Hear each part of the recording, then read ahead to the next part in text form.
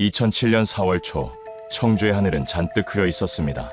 봄비가 막 그친 골목에는 젖은 흙냄새가 가득했고 빨랫줄에 걸린 손수건이 바람에 나풀거렸습니다. 이 골목 끝에 자리한 작은 집에서 28살의 이지연 씨는 분주히 아침을 준비하고 있었습니다. 부엌은 여전히 따뜻한 밥 냄새로 가득했고 식탁 위에는 반쯤 비워진 국그릇과 젖은 수건이 놓여 있었습니다. 창문으로 들어오는 흐린 햇살이 부엌 바닥에 긴 그림자를 만들었습니다. 그녀는 서두르듯 식탁을 정리하고 작은 가스레인지 위에 불을 껐습니다. 이지연 씨는 청주의 한 마트에서 계산원으로 일하고 있었습니다. 남편과 이혼한 지 얼마 되지 않아 5살 아들 민호를 혼자 키우며 바쁘고 고단한 하루하루를 보내고 있었습니다. 그녀는 큰 욕심이 없는 사람이었습니다. 오직 민호가 잘 자라는 것, 그리고 오늘 하루도 무사히 지나가는 것만이 소원처럼 보였습니다. 이웃들은 그녀를 성실한 사람으로 기억했습니다. 마주칠 때마다 밝게 웃으며 인사했고 어떤 날은 퇴근길에 들른 마트에서 사온 간식을 옆집 아이에게 나눠주기도 했습니다. 사람들과 크게 어울리지는 않았지만 동네에서는 항상 참 반듯한 사람이라는 말을 들었습니다. 그날 아침도 평소와 다르지 않았습니다. 민호는 졸린 눈을 비비며 작은 가방을 메고 현관 앞에서 엄마를 기다렸습니다. 지연 씨는 민호의 외투 지퍼를 끝까지 올려주며 추우니까 꼭 입고 있어야 해라고 말했습니다. 민호는 고개를 끄덕이며 작은 손으로 엄마 손을 꼭 잡았습니다. 두 사람은 현관문을 열고 골목으로 나섰습니다. 젖은 아스팔트가 발밑에서 살짝 미끄러웠고 빗물이 고인 웅덩이에 하늘이 비쳤습니다. 지연 씨는 한 손으로 우산을 접으며 민호를 조심스럽게 이끌었습니다. 어린이집 앞에서 민호를 선생님에게 맡기고 돌아서는 순간 그녀는 잠시 뒤돌아 민호를 바라보았습니다. 민호는 아직 상황을 잘 모르는 듯 손을 흔들었습니다. 지연 씨는 짧게 웃으며 손을 흔들어주고 발길을 돌려 동네 마트로 향했습니다. 마트에서 그녀는 우유와 빵, 민호가 좋아하는 과자 몇 개를 골랐습니다. 계산을 마친 뒤 비닐봉지를 들고 나서면서 잠시 하늘을 올려다보았습니다. 흐린 구름 사이로 햇살이 조금씩 비치기 시작했습니다. 집으로 향하는 길은 익숙했습니다.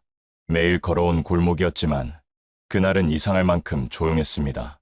상점 주인들도 보이지 않았고 택배 차량도 오가지 않았습니다. 그녀는 가볍게 봉지를 움켜쥐고 천천히 집 쪽으로 걸음을 옮겼습니다. 골목 어귀에 다다랐을 때 그녀는 잠시 멈춰 주머니에서 휴대전화를 꺼냈습니다. 짧게 화면을 확인한 뒤 무언가를 입력하고 잠시 생각에 잠긴 듯 고개를 숙였습니다. 그 순간 입술이 굳게 다물어지고 표정은 미묘하게 어두워졌습니다. 하지만 오래 머뭇거리지는 않았습니다. 그녀는 다시 한숨을 내쉬고 골목 안으로 발을 들였습니다. 그날이 마지막이 될 것이라는 사실을 아무도 알지 못했습니다. 그날 오후에도 밤이 되어도 그녀는 집으로 돌아오지 않았습니다. 집 안에는 아침의 흔적만 남아 있었고 민호의 장난감이 그대로 흩어져 있었습니다. 그 평범했던 하루는 곧 청주 전체를 뒤흔들어 놓을 길고 긴 미스터리의 시작이 되었습니다. 지연 씨의 마지막 모습은 동네 마트와 골목길 CCTV에 남아 있었습니다. 오전 10시 38분경 지연 씨는 계산을 마치고 작은 비닐봉지를 들고 마트 문을 나섰습니다. 봉지 안에는 우유, 식빵, 과자 2봉지가 들어 있었습니다. 그녀는 천천히 걸었습니다. 횡단보도 앞에서 잠시 멈춰 신호를 기다린 뒤 지연 씨는 골목으로 향했습니다. 그 순간 CCTV 화면 속 얼굴이 잠깐 비쳤습니다. 피곤해 보이지만 담담한 표정이었습니다. 집과 가까운 골목 어귀에 다다른 그녀는 잠시 걸음을 멈췄습니다. 주머니에서 휴대전화를 꺼내 화면을 확인했습니다. 통화 기록은 남아있지 않았지만 무언가를 본 듯 눈썹이 잠시 움직였습니다. 그녀는 한숨을 내쉰 뒤 봉지를 고쳐들고 골목 안으로 발을 내딛었습니다. 그 골목은 평소 사람들이 오가던 익숙한 길이었습니다. 낡은 벽돌담과 삐걱거리는 대문, 햇볕에 바랜 전단지들이 어수선하게 붙어 있었습니다. 담벼락 아래에는 바람에 날려온 신문지가 뒹굴고 있었고 골목 끝은 햇살이 잘 들지 않아 어둑했습니다. 그리고 그것이 그녀의 마지막 모습이었습니다. 골목 안으로 들어선 순간 이후 다른 CCTV에는 그녀가 더 이상 나타나지 않았습니다. 골목 끝으로 나와야 할 시각에도 화면은 비어 있었습니다. 마치 그 길 어딘가에서 흔적 없이 사라진 것처럼 발자취는 완전히 끊겼습니다. 그날 오후가 되어도 지연 씨는 집으로 돌아오지 않았습니다. 가족은 처음에는 늦게 들어오는 것이라고 생각했습니다. 하지만 저녁이 되어도 소식이 없자 불안감은 점점 커졌습니다. 수십 번 전화를 걸었지만 휴대전화는 꺼져 있었습니다. 밤이 깊어가자 집 안 공기는 무겁게 가라앉았습니다. 민호는 계속 엄마를 찾으며 울었고 가족은 달래며 함께 앉아 있었습니다. 어린이집 선생님이 전화를 걸어 아침에 데려간 뒤 오늘 하루도 오지 않았다라는 말을 전했을 때 모두의 얼굴에서 피가 가셨습니다. 다음 날 아침이 되어도 연락은 닿지 않았습니다. 친구 박소라 씨가 집을 찾아왔습니다. 현관문을 열자 울고 있는 민호가 그대로 앉아 있었습니다. 아침에 입힌 외투는 벗겨져 바닥에 놓여 있었고 장난감이 어질러져 있었습니다. 휴대전화와 지갑은 어디에도 없었습니다. 그제야 가족은 이 상황이 단순한 지각이 아니라는 것을 깨달았습니다. 이제는 기다릴 수 없었습니다. 그들은 곧바로 경찰에 연락했고 실종 신고가 접수되었습니다. 그 순간부터 이 평범한 하루는 청주 전역을 뒤흔들 대규모 수사의 시작으로 바뀌었습니다. 실종 신고가 접수되자 경찰은 즉시 현장으로 출동했습니다. 집 안은 평소처럼 정돈돼 있었지만 어딘가 낯설게 느껴졌습니다. 부엌에는 아침 식사 흔적이 그대로 남아 있었고 식탁 위에는 식지 않은 국이 반쯤 비워진 채 놓여 있었습니다. 현관에는 지연 씨의 신발이 그대로 있었고 가방이나 옷가지가 사라진 흔적은 없었습니다. 창문은 잠겨 있었고 문이 강제로 열린 흔적도 없었습니다. 경찰은 그 자리에서 이것은 단순 가출이 아니다라고 판단했습니다. 경찰은 우선 주변을 통제하고 현장을 보존했습니다. 지문을 채취하고 현관 앞 발자국을 확인했습니다. 하지만 뚜렷한 단서는 나오지 않았습니다. 집 안에 남아있는 건 아침의 흔적과 민호의 작은 장난감뿐이었습니다. 그 다음 단계로 CCTV 확보가 진행되었습니다. 경찰은 마트 앞, 횡단보도, 골목 어귀에 설치된 CCTV를 하나씩 수거했습니다.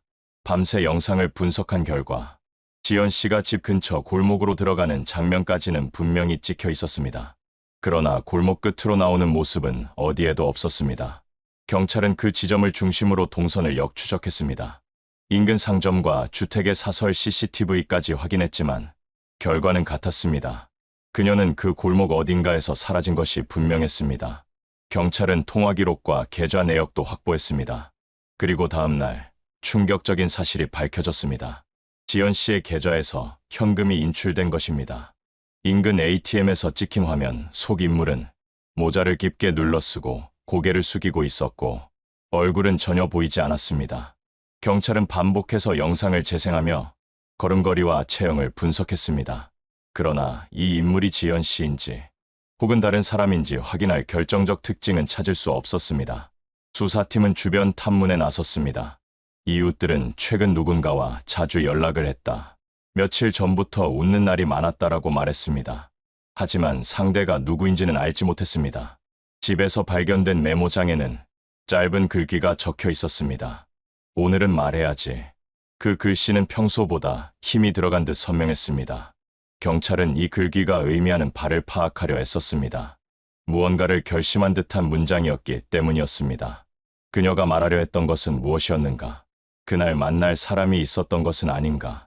이웃 중 몇 명은 며칠 전 밤늦게 골목에서 남자 목소리를 들었다.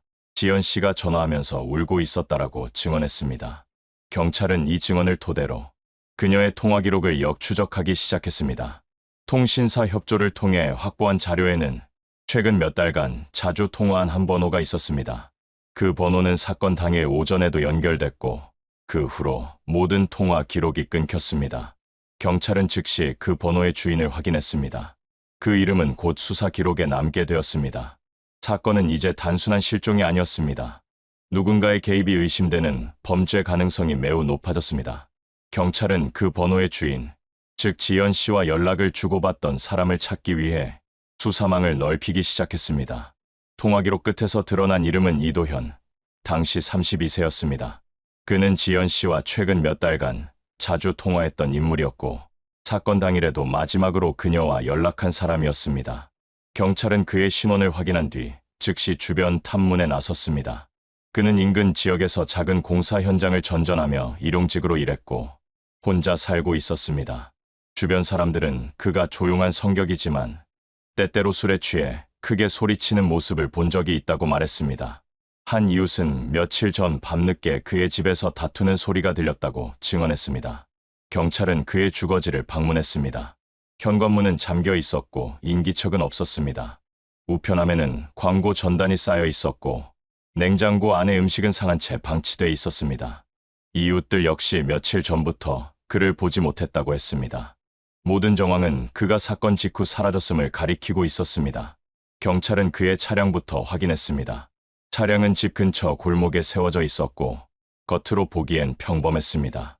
그러나 차량 블랙박스를 확보해 영상을 분석한 순간 수사팀은 긴장했습니다. 사건 당일 오전, 영상에는 지연 씨가 차량 조수석에 앉는 모습이 선명하게 찍혀 있었습니다. 그녀는 평온해 보였고 두 사람은 몇 마디 대화를 나누는 듯 입술이 움직였습니다. 차량은 그 후 골목을 빠져나가 외곽 도로 쪽으로 향했습니다. 그 시각은 지연 씨가 CCTV에서 마지막으로 찍힌 시각과 정확히 일치했습니다. 경찰은 즉시 그의 집 내부를 압수수색했습니다. 거실과 부엌, 작은 방 서랍까지 샅샅이 뒤졌습니다.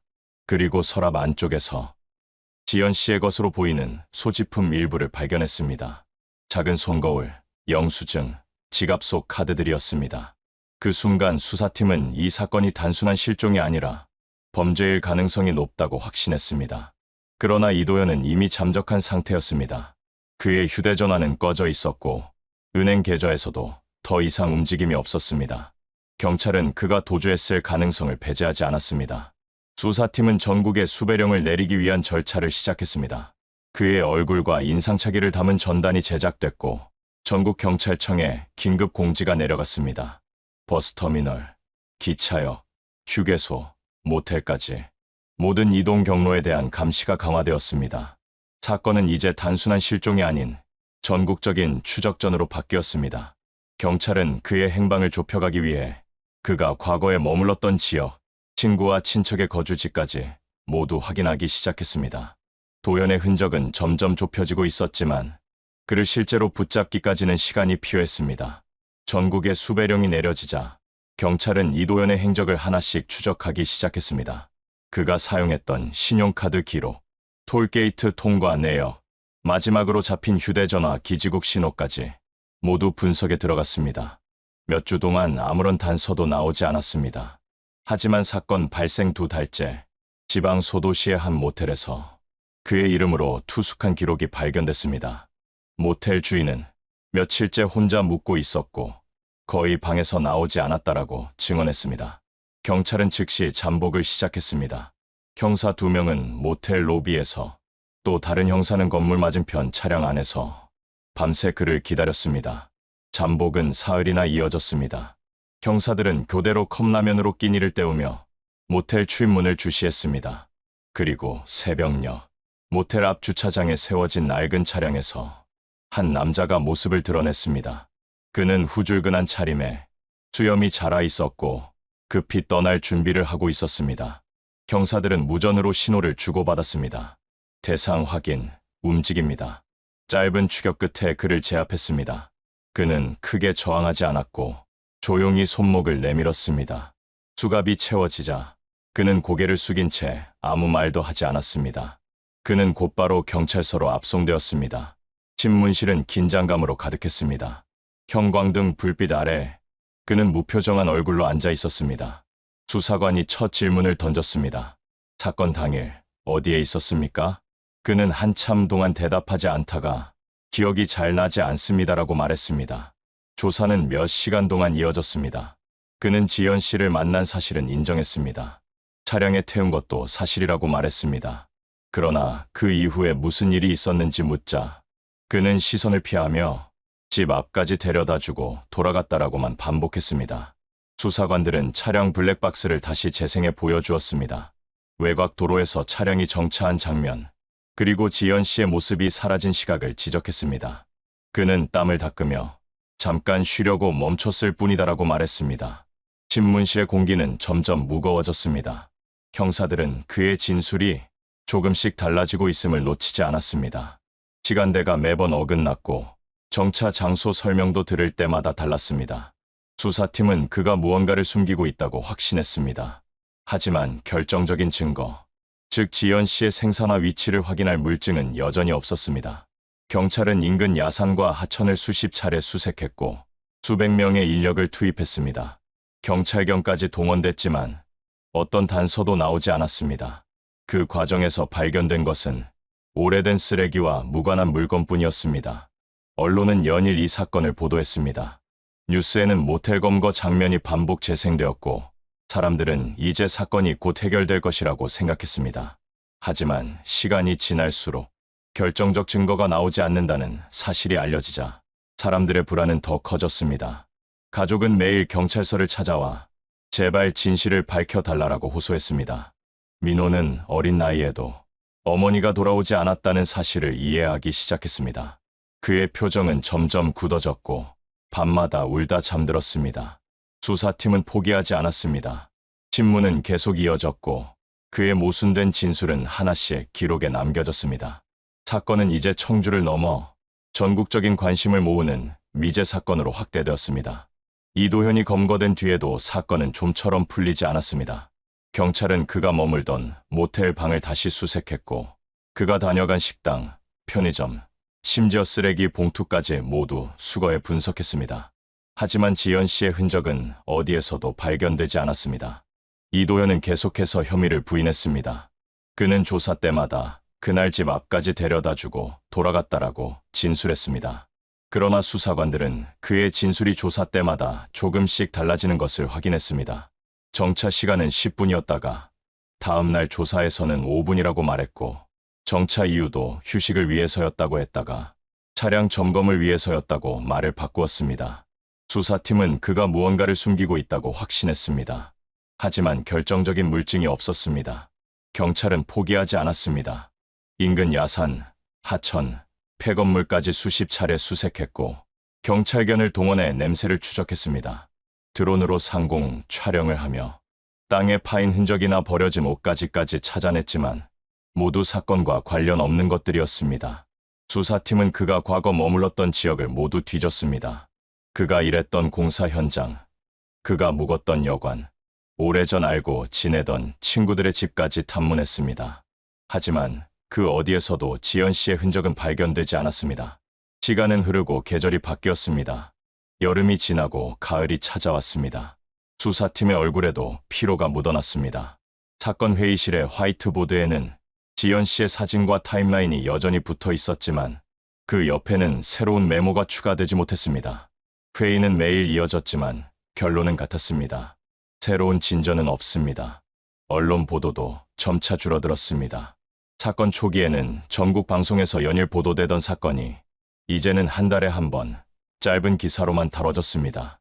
인터넷 커뮤니티에서는 온갖 추측과 루머가 퍼졌습니다. 해외로 도망갔다. 누군가 은폐하고 있다. 근거 없는 이야기들이 가족을 더 괴롭혔습니다. 가족의 상실감은 깊어졌습니다. 지연 씨의 부모는 매일같이 경찰서를 찾아가 혹시 새로운 소식이 있습니까? 라고 물었지만 돌아오는 대답은 항상 같았습니다. 민호는 점점 커가면서 어머니의 부재를 더 뚜렷하게 느꼈습니다. 어린이집에서 어머니를 기다리는 시간마다 울었고 밤에는 종종 악몽을 꾸며 깨어나 울곤 했습니다. 이도현의 구속 기간은 점점 끝나가고 있었습니다. 결정적 물증이 없다는 이유로 법원은 추가 구속 연장을 허락하지 않았습니다. 결국 그는 풀려났습니다. 그날 경찰서를 나서는 그의 모습은 기자들의 카메라에 찍혀 뉴스로 보도되었고 시민들은 분노와 불안을 동시에 느꼈습니다. 풀려난 뒤에도 그는 아무 말도 하지 않았습니다. 그는 거처를 옮기고 언론 앞에 나서지 않았습니다. 경찰은 그를 계속 감시했지만 새로운 움직임은 없었습니다. 사건은 점점 미궁으로 빠져들어갔습니다. 사람들은 이 사건을 더 이상 입에 올리지 않았고 새로운 사건이 뉴스에 오르내릴 때마다 기억은 조금씩 희미해졌습니다. 하지만 경찰 기록에는 여전히 자살 가능성 배제 불가라는 문구가 남아 있었습니다. 그 문장은 사건이 완전히 끝나지 않았음을 의미했습니다. 그리고 언젠가 이 오래된 미스터리에 다시 빛이 비출 날을 기다리고 있었습니다. 사건이 발생한 지 여러 해가 지났지만 경찰은 기록을 폐기하지 않았습니다. 분기마다 사건 파일을 다시 열어 혹시라도 놓친 단서가 없는지 확인했습니다. 그리고 마침내 사건 발생 10년째 되는 해, 결정적인 순간이 찾아왔습니다. 국립과학수사연구원은 보관 중이던 증거품의 재분석을 제안했습니다. 그 당시 확보했던 차량 블랙박스 영상은 화질이 낮아 제대로 확인하기 어려웠지만 최신 영상 복원 기술을 적용해 다시 분석할 수 있었습니다. 며칠간의 작업 끝에 그날의 영상이 선명하게 복원되었습니다. 수사관들은 화면에서 눈을 떼지 못했습니다. 조수석에 앉은 지연 씨의 모습이 이전보다 훨씬 뚜렷하게 보였습니다. 그리고 차량이 멈춘 장소가 집 근처 골목이 아니라 도심에서 멀리 떨어진 외곽 도로라는 사실이 드러났습니다. 수사팀은 즉시 차량의 이동 경로를 다시 추적했습니다. 톨게이트 통과 기록과 주변 CCTV를 맞추자 차량이 외곽 도로에서 30분가량 정차했다가 다시 움직인 사실이 확인됐습니다. 그곳은 오래된 창고가 모여있는 지역이었습니다. 경찰은 즉시 현장으로 출동했습니다. 창고는 이미 오랫동안 사용되지 않아 문짝은 녹슬고 벽에는 낡은 포스터가 붙어 있었습니다. 안으로 들어서자 먼지가 가득했고 바닥에는 오래된 나무 조각과 녹슨 기계들이 널려 있었습니다. 수사관들은 손전등을 켜고 구석구석을 살폈습니다. 그리고 마침내 창고 한 구석에서 작은 반지와 헤어핀이 발견되었습니다. 그 물건은 지연 씨가 평소 착용하던 것과 일치했습니다. 수사관들은 그 자리에서 서로 눈빛을 주고받았습니다. 사건 이후 처음으로 지연 씨의 흔적이 확인된 순간이었습니다. 증거는 즉시 국과수로 보내졌습니다. DNA 감정 결과, 발견된 머리카락에서 지연 씨의 유전자가 확인되었습니다. 이 결과는 사건에 다시 불을 붙였습니다. 언론은 10년 만에 발견된 지연 씨의 흔적이라는 제목으로 대대적으로 보도했습니다. 사건은 다시 전국적인 관심을 모았습니다. 경찰은 즉시 이도현을 다시 소환했습니다. 신문실에는 새로운 증거 사진이 놓였습니다. 수사관은 차분하지만 단호한 목소리로 물었습니다. 이 물건들 어디서 나온지 알고 있습니까? 이도현은 한참 동안 대답하지 않았습니다. 손끝이 미세하게 떨렸지만 고개를 들어 모른다라고 말했습니다. 그의 목소리는 이전보다 낮고 거칠었습니다. 신문은 밤늦게까지 이어졌습니다. 수사관들은 차량 블랙박스, 창고 사진, DNA 결과를 차례로 보여주며 그를 압박했습니다. 그의 표정은 점점 굳어졌고 말수는 줄어들었습니다. 한참을 침묵하던 그는 손가락으로 테이블을 두드렸습니다. 불안한 기색이 역력했습니다. 그러나 그는 끝까지 혐의를 부인했습니다. 창고에 간 적이 없다. 모두 조작이다. 그의 목소리는 떨리고 있었지만 입장은 바꾸지 않았습니다. 이제 사건은 다시 전환점을 맞이했습니다. 사라진 지연 씨의 흔적이 처음으로 명확히 확인되었고 경찰은 마지막 진실을 밝히기 위해 수사망을 다시 좁혀나가고 있었습니다. 창고에서 발견된 소지품은 수사관들에게 결정적 무기가 되었습니다. 이도현은 다시 신문실로 불려 나왔습니다. 그는 철제 의자에 앉아 두 손을 가지런히 모은 채 묵묵히 자리를 지키고 있었습니다. 신문실 안은 숨소리조차 크게 느껴질 만큼 긴장감이 감돌았습니다. 수사관은 증거 사진을 하나씩 그의 앞에 내밀었습니다. 이 반지, 지연 씨의 것 맞지 않습니까? 그는 잠시 사진을 바라보다가 시선을 돌렸습니다. 목젖이 작게 움직였고 손끝이 미세하게 떨렸습니다. 그러나 입을 열었을 때 나온 말은 짧았습니다. 모릅니다. 조사는 하루에도 몇 시간씩 이어졌습니다. 그는 때로는 침묵으로 버텼고 때로는 짧은 대답만 반복했습니다. 모른다. 기억나지 않는다. 하지만 시간이 지날수록 그의 말은 흔들렸습니다. 수사관들은 그의 진술이 조금씩 모순되는 것을 빠짐없이 기록했습니다. 신문은 점점 심리전으로 변해갔습니다. 수사관들은 차량 블랙박스 영상을 다시 보여주며 외곽 도로에서 정차한 이유를 추궁했습니다. 그는 한참 동안 화면을 바라보다가 잠깐 쉬려고 멈췄다라고 말했습니다. 그러나 다음 조사에서는 차량이 이상에 멈춘 것이라고 진술했습니다. 이 모순은 수사관들의 확신을 더 강하게 만들었습니다. 밤이 깊어질수록 신문실 공기는 더 무거워졌습니다. 형광등 불빛 아래에서 그는 땀을 닦으며 점점 지쳐갔습니다. 수사관들은 그의 표정 변화를 놓치지 않고 기록했습니다. 어떤 순간에는 두 눈을 감고 한참 동안 말을 하지 않았고 어떤 순간에는 손으로 테이블을 두드리며 불안한 기색을 감추려 했습니다. 경찰은 추가 증거 확보를 위해 창고 주변을 다시 수색했습니다. 토양을 파내어 분석했고 근처 배수로와 풀숲까지 샅샅이 뒤졌습니다. 드론을 띄워 항공 촬영을 했고 금속 탐지기까지 동원했지만 더 이상의 새로운 흔적은 발견되지 않았습니다. 시간은 계속 흘렀습니다. 법적 구속 기간이 끝나갈수록 수사팀의 부담은 커졌습니다. 결정적 물증 없이 장기 구금을 이어갈 수 없었기 때문이었습니다. 수사팀은 마지막까지 그를 압박했지만 그는 결국 끝까지 혐의를 부인했습니다. 석방 당일 아침, 그는 경찰서 복도를 걸어 나왔습니다. 기자들이 몰려들어 플래시가 터졌고 카메라 셔터 소리가 쏟아졌습니다. 그는 말없이 고개를 숙이고 경찰서를 떠났습니다. 지연 씨의 가족은 그 모습을 멀리서 지켜보았습니다. 어머니는 입술을 깨물었고 아버지는 두 손을 움켜쥐었습니다. 민호는 아무 말 없이 그 장면을 바라보았습니다. 그날 저녁, 가족은 집으로 돌아와 아무 말 없이 식탁에 앉아 있었습니다. 식탁 위에는 식지 않은 밥그릇이 놓여 있었지만 누구도 숟가락을 들지 않았습니다. 사건은 다시 정적에 빠졌습니다. 경찰은 기록에 타살 가능성 배제 불가라는 문구를 남기고 사건을 미해결 상태로 보관했습니다. 하지만 수사팀은 마음속으로 다짐했습니다. 언젠가 반드시 밝혀낸다. 이도현이 석방된 이후 사건은 점점 속도를 잃었습니다. 경찰은 여전히 기록을 유지하고 있었지만 새로운 단서는 나타나지 않았습니다. 창고 주변 추가 수색, 차량 정밀 감시, 심지어 이도현의 통화 기록 재분석까지 시도했지만 결정적인 증거는 확보되지 않았습니다. 몇 달 후, 경찰은 공식적으로 사건을 미해결 실종 사건으로 종결했습니다. 청주경찰서 브리핑룸에서 발표가 열렸습니다. 수사팀장은 침착한 얼굴로 기자들 앞에 섰습니다. 지금까지 확보한 증거만으로는 살인 혐의를 적용하기 어렵습니다. 하지만 타살 가능성을 배제하지 않고 사건 기록은 계속 보관하겠습니다. 이 발표는 시민들에게 허탈감을 안겼습니다. 사건이 전국적인 주목을 받았던 만큼 많은 사람들이 결과를 지켜보고 있었습니다. 기자들은 결국 또 하나의 미제 사건이 되는가라는 제목으로 기사를 썼습니다. 인터넷 커뮤니티에는 수많은 글이 올라왔습니다. 끝내 밝혀지지 않는구나. 누군가 진실을 알고 있을 텐데. 사람들은 분노와 아쉬움을 동시에 표현했습니다. 하지만 시간이 지나자 사람들은 점점 이 사건을 잊어갔습니다.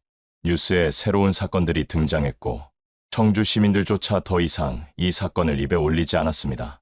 단지 집 근처 골목을 지나갈 때면 누군가 여기서 사람이 사라졌던 곳이라고 속삭일 뿐이었습니다. 가족의 상실감은 깊어졌습니다. 지연 씨의 부모는 매일같이 경찰서를 찾던 일을 멈췄습니다. 대신 집안 한쪽에 마련한 작은 사진 앞에서 하루에 몇 번씩 향을 피우며 기도했습니다. 어머니는 매일 같은 말을 중얼거렸습니다. 오늘은 돌아오겠지. 아버지는 말수가 줄어들었고 밤마다 마당에서 담배만 피웠습니다. 민호는 점점 커가면서 어머니의 부재를 더 뚜렷하게 느꼈습니다. 유치원에서 어머니가 와야 하는 날에도 친척이 대신 와야 했고 어린 마음에 이유를 이해하지 못한 채 울곤 했습니다. 학교에 입학했을 때 친구들이 어머니 이야기를 할 때면 대답하지 못하고 고개를 숙였습니다. 세월이 흐르고 그는 중학생이 되었습니다. 이제는 어머니가 사라졌던 날의 기억이 점점 흐릿해지고 있었습니다. 하지만 집 현관문을 볼 때마다 언제 돌아올지 모른다는 막연한 기대를 놓지 않았습니다. 밤마다 가끔 꿈에서 어머니를 만나고 그 꿈에서 깨어날 때면 한참 동안 침대에 앉아 눈물을 흘렸습니다. 사건은 미제 사건 목록에 올라 기록 보관실 서랍 속에 잠들어 있었습니다. 그러나 경찰은 기록 맨 앞장에 굵은 글씨로 타살 가능성 배제 불가라고 남겼습니다. 그 문장은 사건이 완전히 끝나지 않았음을 의미했습니다. 그리고 언젠가 새로운 단서가 발견되면 다시 수사가 재개될 것임을 알리는 신호이기도 했습니다. 청주 사람들은 여전히 그 골목을 지날 때면 잠시 걸음을 늦추었습니다. 낮에도 그곳은 햇빛이 잘 들지 않아 어딘가 음울한 기운이 감돌았습니다. 사람들은 속삭였습니다. 그 여인이 마지막으로 사라진 곳이 여기였지. 시간은 그렇게 흘렀습니다. 사건 발생 17년이 지난 2024년, 보관 중이던 증거품이 다시 국립과학수사연구원으로 보내졌습니다. 최신 기술로 재분석이 시작되면서 이 오래된 사건에 다시 빛이 비추기 시작했습니다. 2024년 봄, 사건 발생 17년 만에 국립과학수사연구원에서 보관 중이던 증거품이 다시 감정되었습니다. 최신 DNA 분석 장비가 투입되어 당시 확보했던 머리카락과 직물 섬유가 다시 조사되었습니다. 며칠 뒤 수사팀은 전화를 받았습니다. 결과는 모두를 충격에 빠뜨렸습니다. 머리카락은 지연 씨의 가장 친한 친구였던 박소라 씨의 것이었습니다. 그녀는 사건 직후부터 지연 씨의 아들을 돌보며 가족과 함께 시간을 보내온 사람이었습니다. 경찰은 즉시 그녀를 소환했습니다. 소환 통보가 전달된 날, 그녀는 경찰서에 나타나지 않았습니다. 전화도 받지 않았고 집에도 아무도 없었습니다. 그날 저녁, 그녀의 가족은 걱정스러운 얼굴로 경찰에 신고했습니다. 이틀 뒤 인근 하천 두 근처에서 박소라 씨의 차량이 발견되었습니다. 차는 절반가량 물에 잠겨 있었고 창문은 반쯤 열려 있었습니다. 차 안에는 핸드백과 작은 종이 한 장이 놓여 있었습니다. 지현아, 미안해. 민호야, 용서해 줄 수 있니? 짧은 문장이었지만 그 안에는 무겁고 복잡한 감정이 담겨 있는 듯했습니다. 그녀가 무엇을 고백하려 했는지, 왜 그날 이후 아무 말도 하지 않았는지 아무도 알 수 없었습니다. 차량에서 다른 범죄 흔적은 발견되지 않았습니다. 경찰은 장시간의 수색 끝에 더 이상의 단서는 없다는 결론을 내렸습니다. 결국 사건은 공식적으로 종결되었습니다.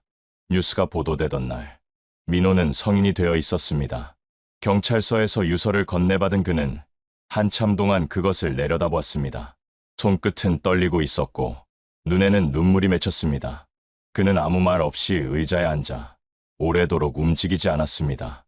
그날 밤, 집으로 돌아온 민호는 어머니의 사진이 놓인 작은 책상 앞에 앉았습니다. 사진 속 지연 씨는 여전히 웃고 있었습니다. 민호는 사진을 바라보다가 조용히 유서를 내려놓았습니다. 그리고 속삭였습니다. 엄마, 이제 됐어. 이제 울지 않을게. 창밖에는 비가 내리고 있었습니다. 물방울이 유리창을 타고 흘러내렸고 방 안은 잔잔한 빗소리로 가득 찼습니다. 카메라는 천천히 민호의 뒷모습을 비추었습니다.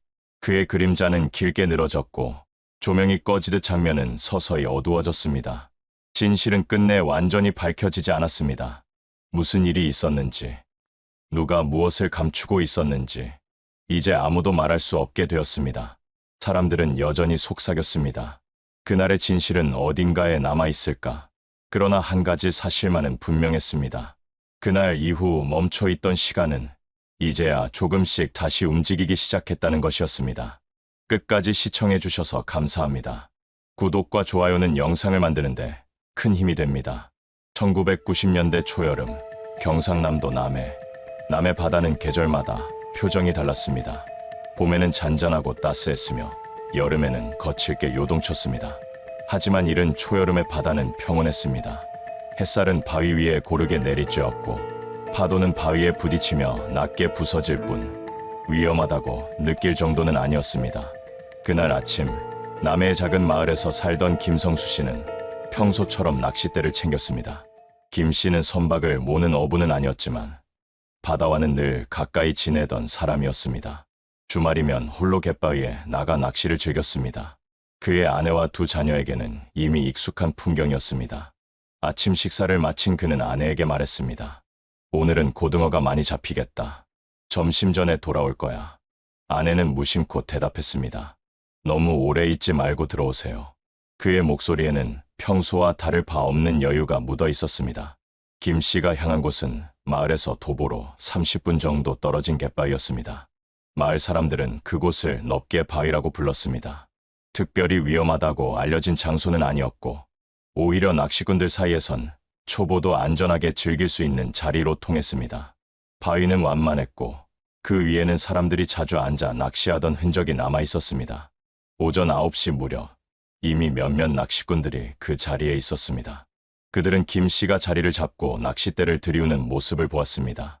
작은 아이스박스를 옆에 두고 담배를 꺼내 불을 붙이며 천천히 낚시 준비를 하고 있었습니다. 그의 모습은 평범했습니다. 웃으며 인사를 건넨 이도 있었고 김 씨는 손을 들어 화답했습니다. 낯선 사람에게도 인사를 잊지 않는 원만한 성격이었습니다. 시간이 지나고 해는 점점 높이 떠올랐습니다. 낚싯줄 끝에는 몇 마리의 고기가 잡혔습니다. 양동이 안에는 펄떡이는 생선이 차곡차곡 쌓였습니다. 주변 낚시꾼들은 오늘은 조항이 괜찮다며 고개를 끄덕였습니다. 정오가 되자 사람들은 하나둘 철수를 시작했습니다. 점심을 먹고 집으로 돌아가려는 이들이 바위를 떠났습니다. 그때까지도 김 씨는 자리를 지키고 있었습니다. 떠나는 사람들에게 손을 흔들어 보였고 조심히 가시오라는 짧은 인사도 건넸습니다. 그것이 그를 본 마지막 장면이었습니다. 오후가 깊어갔습니다.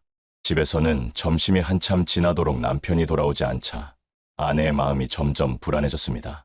김 씨는 평소 장시간 낚시를 즐기는 성격이 아니었습니다. 대부분 점심 무렵이면 돌아와 가족과 함께 식사를 했습니다. 그러나 그날은 달랐습니다. 해가 서쪽으로 기울기 시작해도 그는 집으로 돌아오지 않았습니다. 저녁이 되어도 기별이 없자 아내는 결국 마을 이웃들에게 도움을 청했습니다. 남편이 아침에 나간 뒤 아직도 들어오지 않았습니다.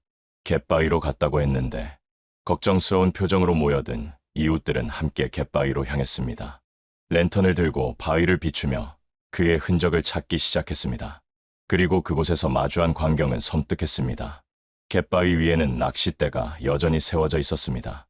아이스박스도, 미끼통도, 담배와 성냥도 그대로였습니다. 양동이 속에는 여전히 살아있는 고기가 펄떡이고 있었습니다. 심지어 낚싯줄 끝에는 잡힌 고기가 달려 있었습니다. 그러나 정작 낚시를 즐기던 김성수 씨는 어디에도 보이지 않았습니다. 주민들은 주변을 샅샅이 살펴보았습니다. 혹시 바위에서 미끄러져 바다로 떨어졌을지 모른다고 생각했습니다. 하지만 파도는 그날따라 잔잔했습니다. 갯바위 주변에는 추락의 흔적이 없었습니다. 발자국이 이어지다 끊긴 자리도 없었습니다. 더 이상한 것은 그의 신발이 가지런히 바위 위에 놓여 있었다는 사실이었습니다. 만약 실족이라면 신발은 바다에 휩쓸렸을 것이고 바위에는 흔적이 남았을 것입니다. 그러나 신발은 마치 누군가 정리해둔 듯 가지런히 놓여 있었습니다. 옷가지와 모자도 그대로였습니다. 시간은 이미 밤이 깊어가고 있었습니다. 마을 주민들은 더 이상 지체할 수 없다고 판단했습니다. 곧바로 해경에 신고했고 경찰과 구조 인력이 현장으로 출동했습니다. 밤바다 위로 구조대의 손전등 불빛이 오갔습니다. 바위 틈과 바닷가를 비추었지만 김 씨의 모습은 어디에도 없었습니다. 갯바위 위의 물건들은 고스란히 남아 있었고 그것이 그가 거기 있었음을 증명하는 유일한 흔적이었습니다. 그날 밤 가족은 집으로 돌아가지 못했습니다. 아내와 아이들은 갯바위 근처에 모여 앉아 혹시라도 남편이 돌아올까 눈을 떼지 못했습니다. 하지만 그날 밤은 끝내 지나가고 말았습니다. 1990년대 초여름 남해의 한 갯바위에서 시작된 이 실종 사건은 그렇게 첫 장을 열었습니다. 그리고 이 사건은 훗날 누구도 예상하지 못한 방향으로 이어지게 됩니다.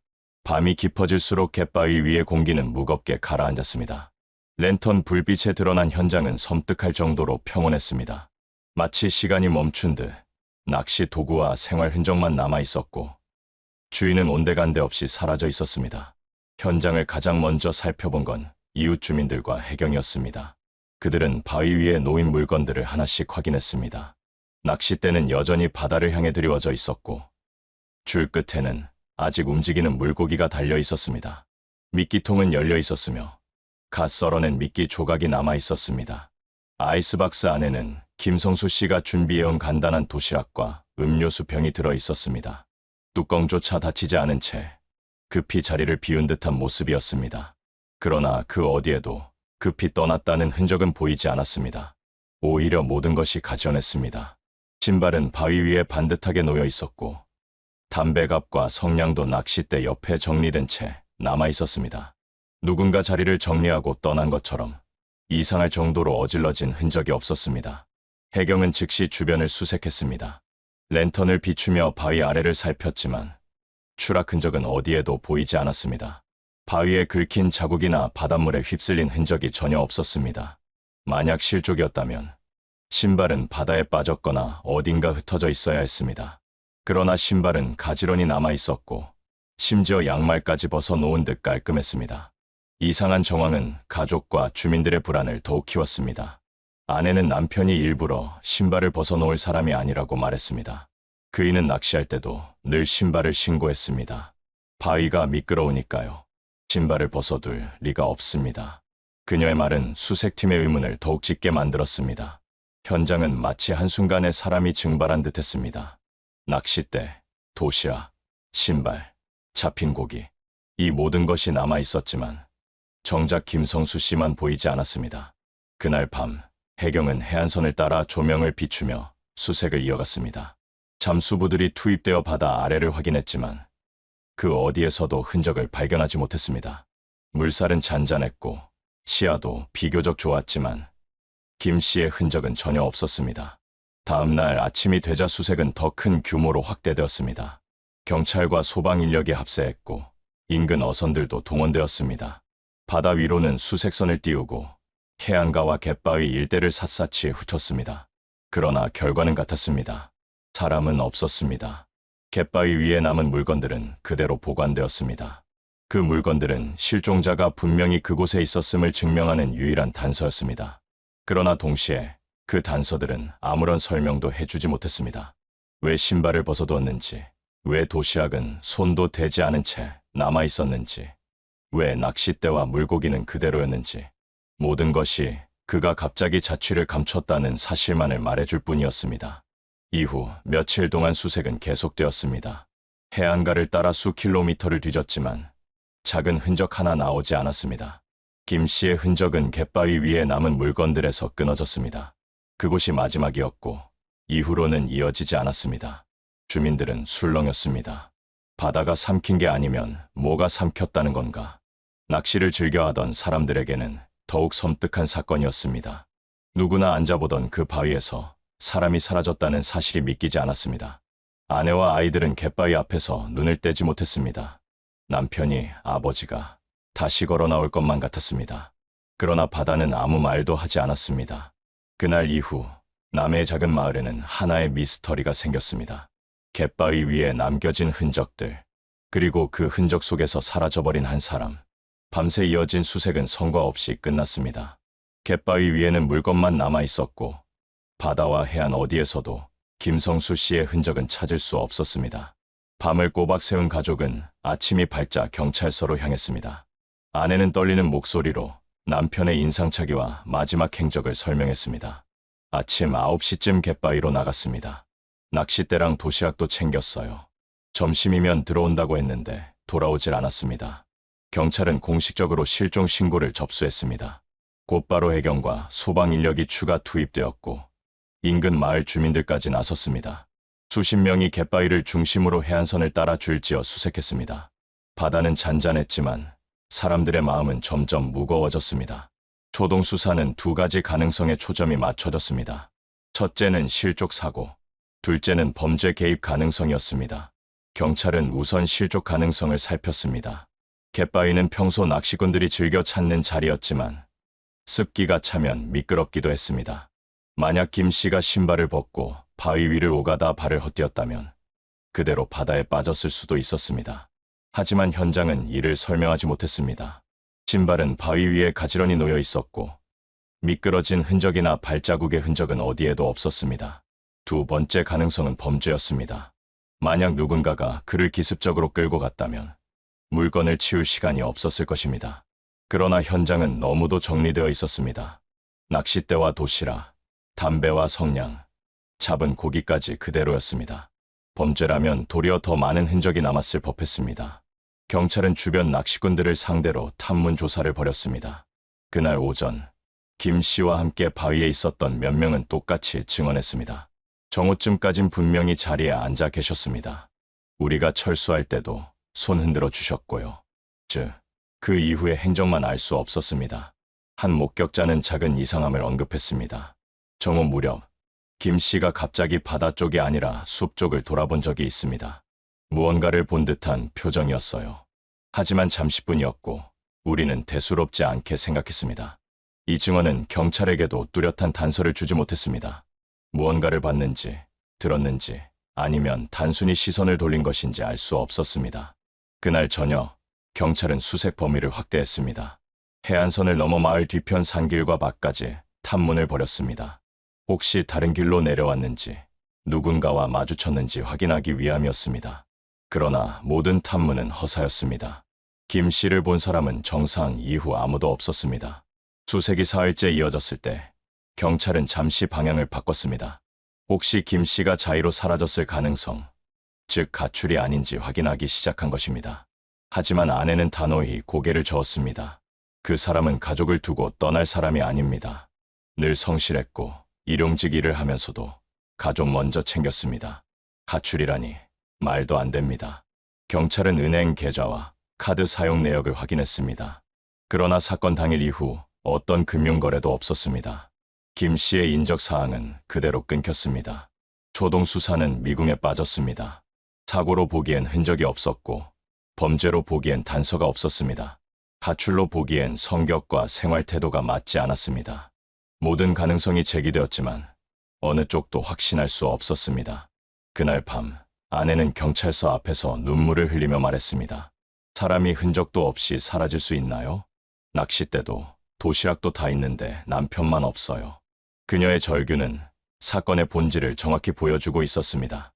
모든 건 남아 있었지만 단 한 사람만이 사라진 것이었습니다. 김성수 씨가 사라진 지 사흘째, 남의 일대는 긴장으로 가득했습니다.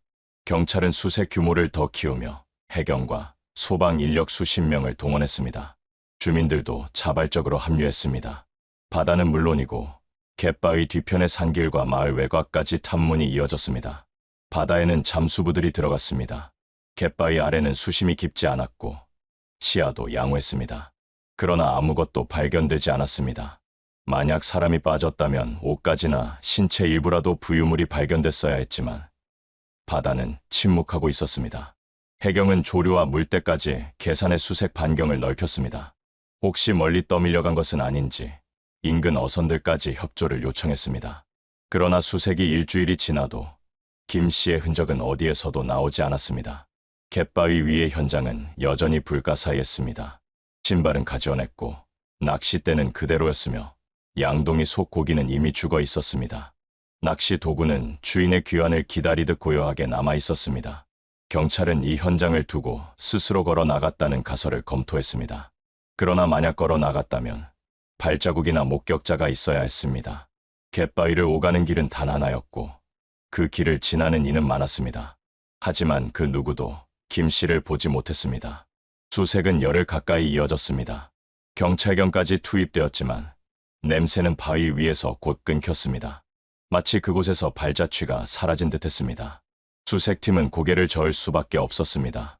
사건은 점차 주민들 사이에서 소문이 되기 시작했습니다. 갯바위가 삼킨 개다. 누군가는 이렇게 속삭였습니다. 낚시꾼들 사이에선 오래전부터 전해 내려오는 이야기였습니다. 바다는 사람을 가만히 두지 않는다는 설명할 수 없는 두려움의 전설. 하지만 가족에게 그 말은 위로가 되지 않았습니다. 아내는 매일같이 갯바위를 찾았습니다. 당신 왜 돌아오지 않는 거예요? 물건은 다 있는데 당신만 없잖아요. 그녀의 절규는 파도 소리에 묻혔습니다. 경찰은 실종 신고를 전국 단위로 확대했습니다. 혹시라도 다른 지역에서 목격될 가능성을 열어둔 것입니다. 그러나 그 역시 성과가 없었습니다. 김성수 씨의 인적 사항은 어느 곳에서도 발견되지 않았습니다. 수색은 결국 2주 만에 축소되었습니다. 현장에는 아무런 단서도 없었고 더 이상 투입할 수 있는 인력도 한계가 있었습니다. 경찰 기록에는 실족 가능성 있음, 행방 미상이라는 문장이 남았습니다. 그러나 실족이라 하기엔 남은 흔적들이 너무 깔끔했습니다. 신발, 도시락, 잡힌 고기, 낚싯대, 누구도 그것을 납득할 수 없었습니다. 사건은 그렇게 미궁으로 빠져들었습니다. 마을 사람들은 갯바위 근처를 꺼리기 시작했습니다. 낚시꾼들도 하나둘 자리를 옮겼습니다. 그곳은 이제 단순한 낚시터가 아니라 사람이 사라진 미스터리의 현장이 되어버렸습니다. 그리고 가족의 가슴 속에는 풀리지 않는 물음표 하나만이 남았습니다. 사람이 어떻게 이렇게 사라질 수 있단 말인가. 실종이 공식적으로 기록된 뒤 가장 힘겨운 시간은 남겨진 가족의 몫이었습니다. 아내는 매일 아침 눈을 뜰 때마다 남편의 부재를 실감했습니다. 부엌 의자에는 늘 남편의 자리가 비어 있었고 저녁 밥상에는 젓가락 한 벌이 덩그러니 남았습니다. 그 자리는 누구도 대신할 수 없었습니다. 처음 몇 달 동안 아내는 남편이 돌아올지도 모른다는 희망으로 문을 활짝 열어두고 살았습니다. 낚시에서 늦게 돌아온 것처럼 땀에 젖은 얼굴로 미안하다 하고 들어설 것만 같았습니다. 하지만 문 앞에는 언제나 바람만 스쳐 지나갔습니다. 두 아이는 아버지를 기다리며 잠에 들었습니다. 막내는 매일 밤 아빠는 언제 와? 라고 물었지만 아내는 대답하지 못했습니다. 학교에서도 아이들은 친구들의 질문에 시달렸습니다. 너희 아빠 어디 갔어? 답을 하지 못하는 순간마다 가슴이 조여왔습니다. 마을의 시선은 냉정했습니다. 처음에는 모두 안타까워했지만 시간이 지나면서 수군거림이 따라붙었습니다. 혹시 일부러 사라진 게 아닐까? 비 문제라도 있었던 건가? 근거 없는 추측이 떠돌았고 가족은 그 속에서 더 고립되었습니다. 아내는 남편의 결백을 믿었습니다. 그는 가족을 두고 떠날 사람이 아니었고 빚도 다른 문제도 없었습니다. 그러나 아무리 그렇게 주장해도 사람들은 믿어주지 않았습니다. 시간이 흐를수록 가족은 점점 더 외로워졌습니다. 생계는 더욱 힘들어졌습니다.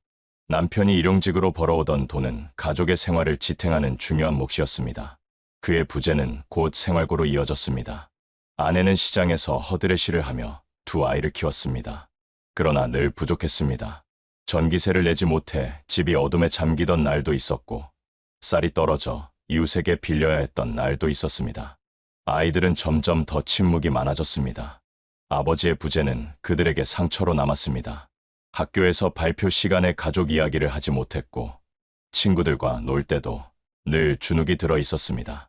아내는 그런 아이들을 보며 마음이 찢어졌습니다. 해마다 사건이 일어난 날이 다가오면 가족은 갯바위를 찾았습니다. 향을 피우고 바다를 바라보며 아버지의 이름을 불렀습니다. 그러나 바다는 늘 같은 대답만 내놓았습니다.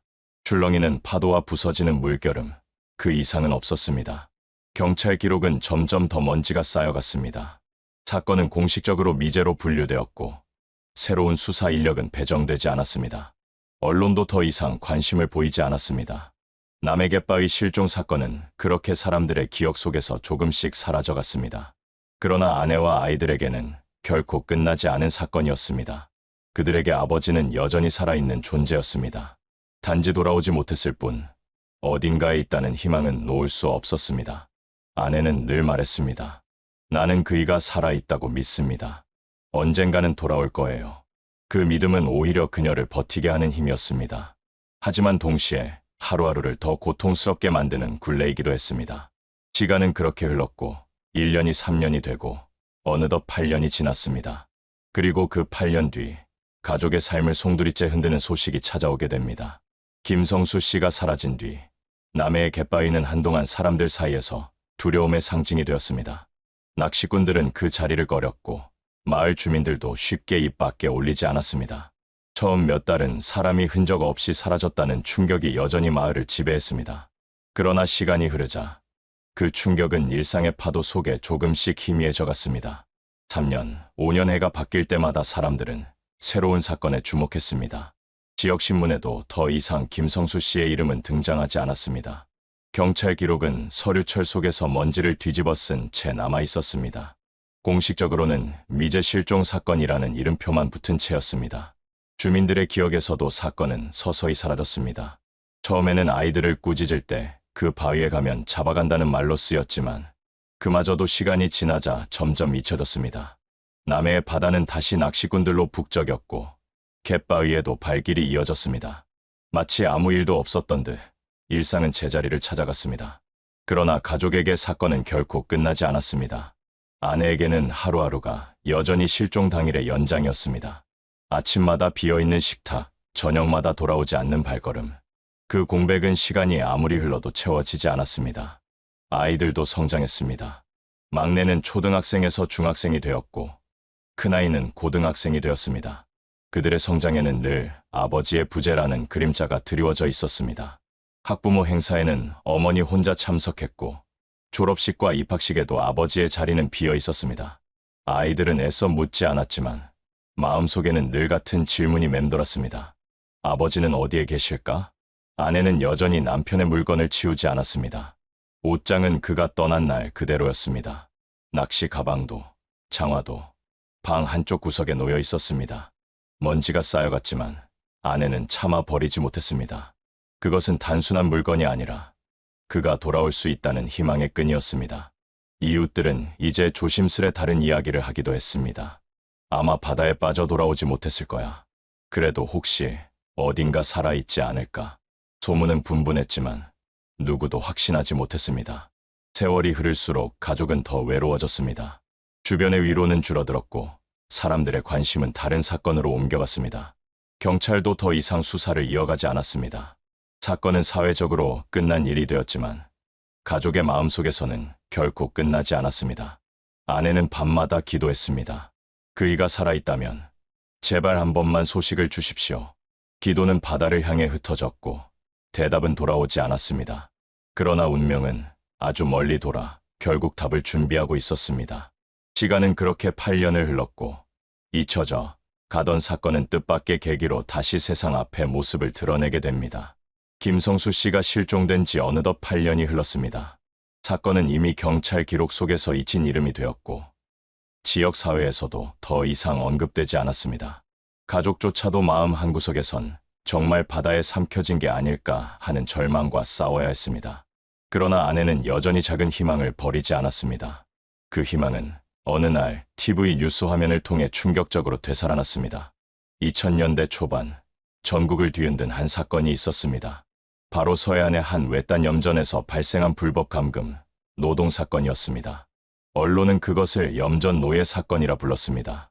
지적장애인이나 사회적 약자들이 강제로 끌려와 임금도 없이 고된 노동에 시달렸던 사건이었습니다. 그날 저녁 아내는 텔레비전을 켜고 있었습니다. 익숙한 뉴스 음악이 흘러나오고 화면에는 낡은 염전과 경찰차들이 등장했습니다. 리포터는 카메라 앞에서 이렇게 말했습니다. 이곳에서는 수년간 수십 명이 강제로 노동에 동원된 것으로 드러났습니다. 그들은 신체적 자유를 빼앗긴 채 최소한의 식사만 제공받으며 인간 이하의 삶을 살아야 했습니다. 그리고 화면이 바뀌자 경찰의 인도 아래 수척한 남성 몇 명이 염전을 빠져나오는 장면이 잡혔습니다. 그들은 햇볕에 그을리고 깡마른 몸으로 카메라 앞을 지나갔습니다. 그 순간 아내의 눈이 한 사람에게 고정되었습니다. 카메라에 잡힌 남성 중 한 명, 초췌한 얼굴, 그러나 결코 잊을 수 없는 눈빛. 바로 8년 전 남의 갯바위에서 사라진 남편 김성수 씨였습니다.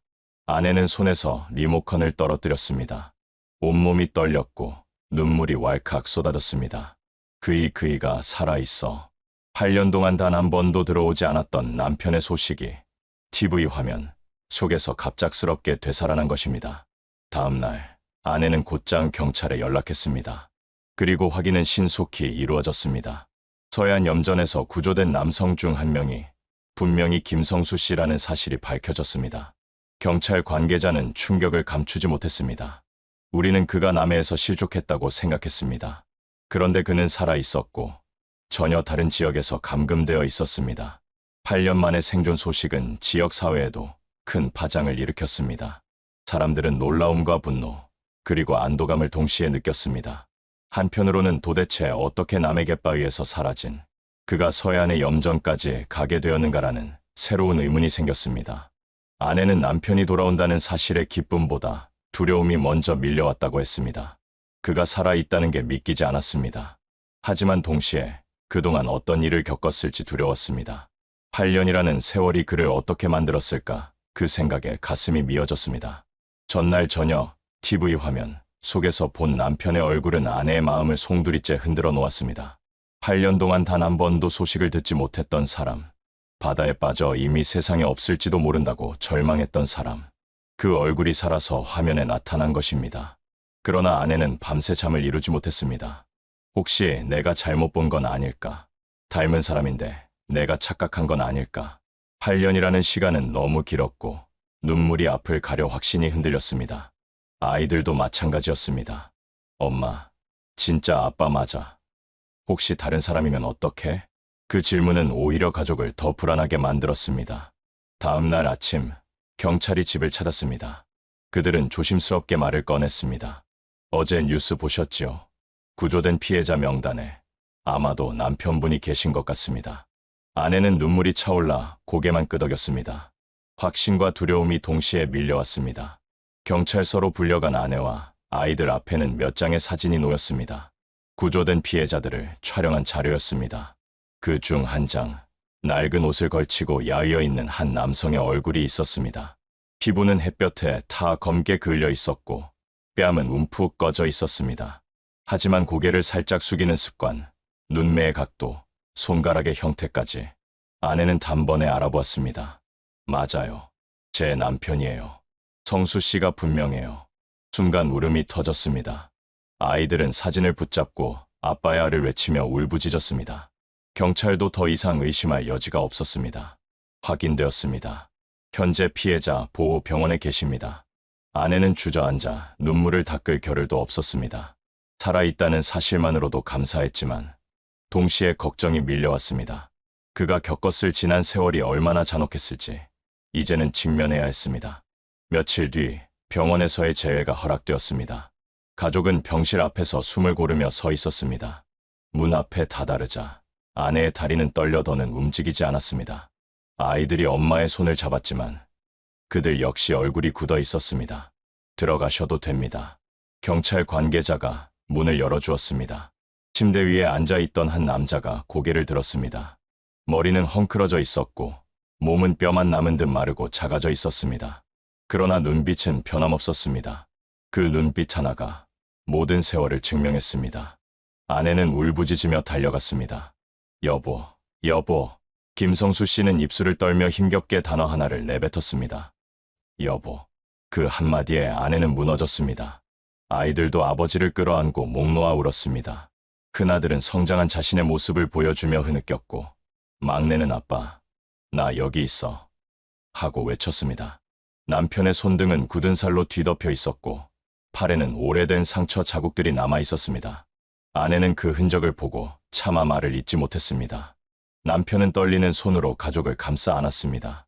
그 품은 여전히 따뜻했지만 그 안에 담긴 시간은 너무도 잔혹했습니다. 재회는 기적 같았지만 동시에 새로운 고통의 시작이기도 했습니다. 남편은 살아 돌아왔습니다. 그러나 그의 몸과 마음에 남은 8년의 흔적은 앞으로 가족이 함께 짊어져야 할 짐이었습니다.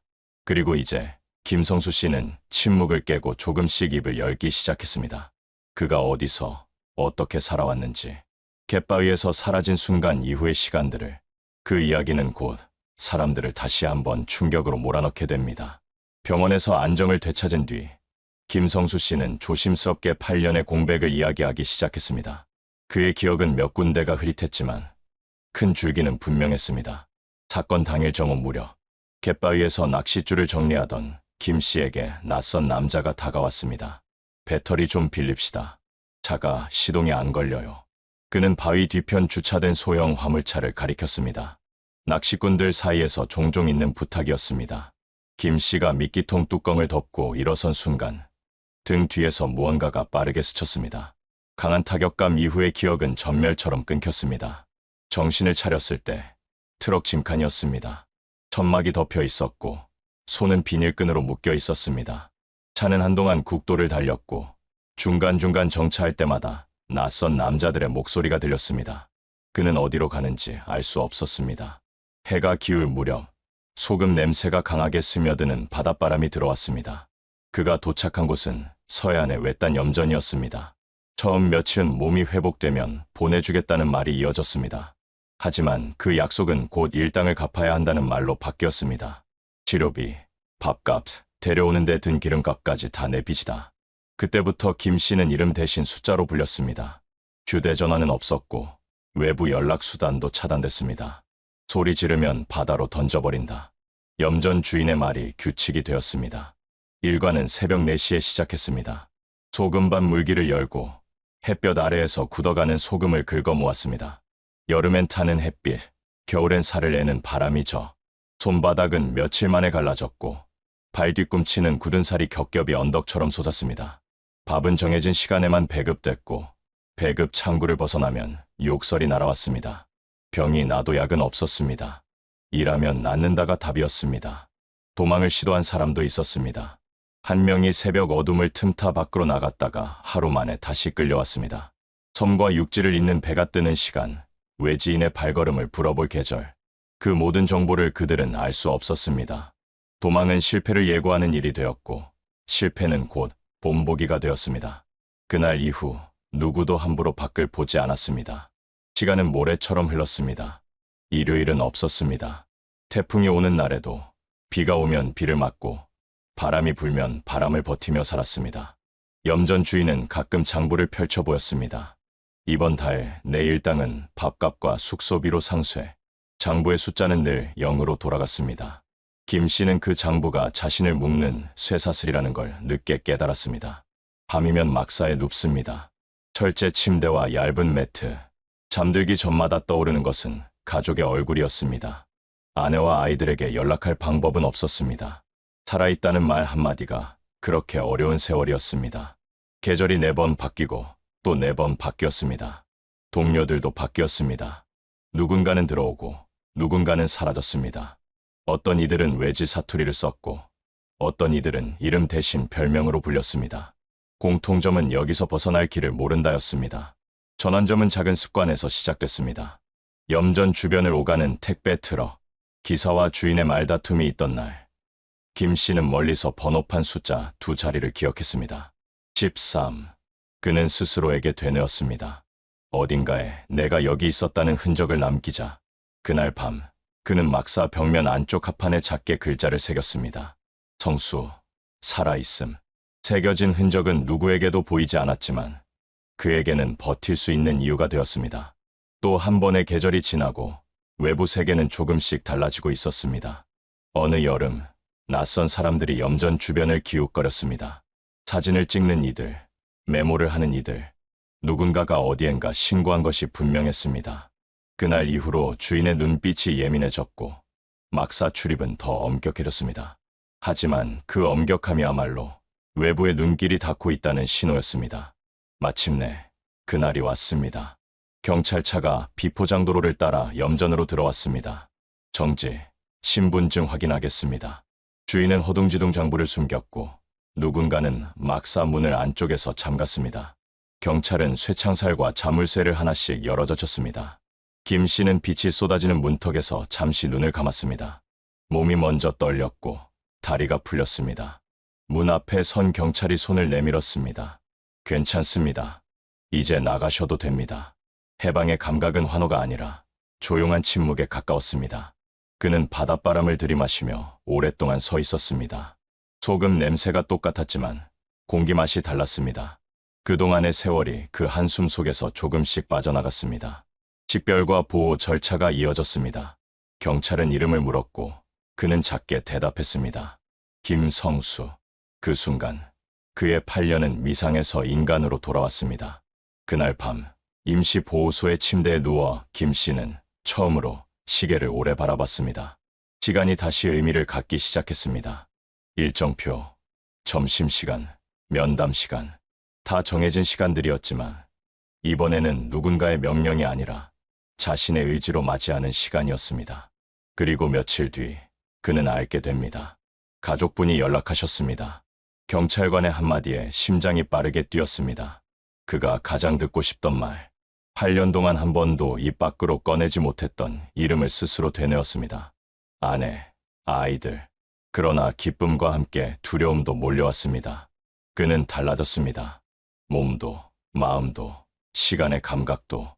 가족 앞에 어떤 얼굴로 서야 할지, 어떤 말로 8년을 설명해야 할지 알 수 없었습니다. 그럼에도 그는 결심했습니다. 돌아가겠다. 그것은 살아남은 사람에게 남겨진 의무이자 처음부터 마지막까지 그를 붙잡아준 약속이었습니다. 그렇게 8년의 기록은 끝이 났습니다. 하지만 사건은 여기서 비로소 본질을 드러냅니다. 남해의 갯바위에서 한 사람이 어떻게 흔적 없이 사라져 서해의 염전으로 옮겨졌는가? 누가, 어떤 경로로, 왜 그를 데려갔는가? 그리고 그 과정에서 놓친 것은 무엇인가? 김성수 씨가 가족의 품으로 돌아왔다는 사실은 기적이었습니다. 그러나 그것은 단순히 한 남자의 생존 이야기가 아니었습니다. 그의 귀환은 동시에 수많은 질문을 남겼습니다. 가장 큰 물음은 그가 어떻게 남의 갯바위에서 흔적도 없이 사라질 수 있었는가였습니다.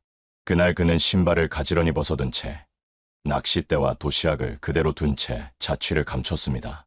만약 누군가 그를 납치했다면 왜 그렇게 흔적을 남겨둔 것일까요? 범인은 현장을 치우지 않았습니다. 오히려 사라짐을 강조하듯 모든 것을 제자리에 두었습니다. 이것은 단순한 우연이었을까? 아니면 의도된 연출이었을까?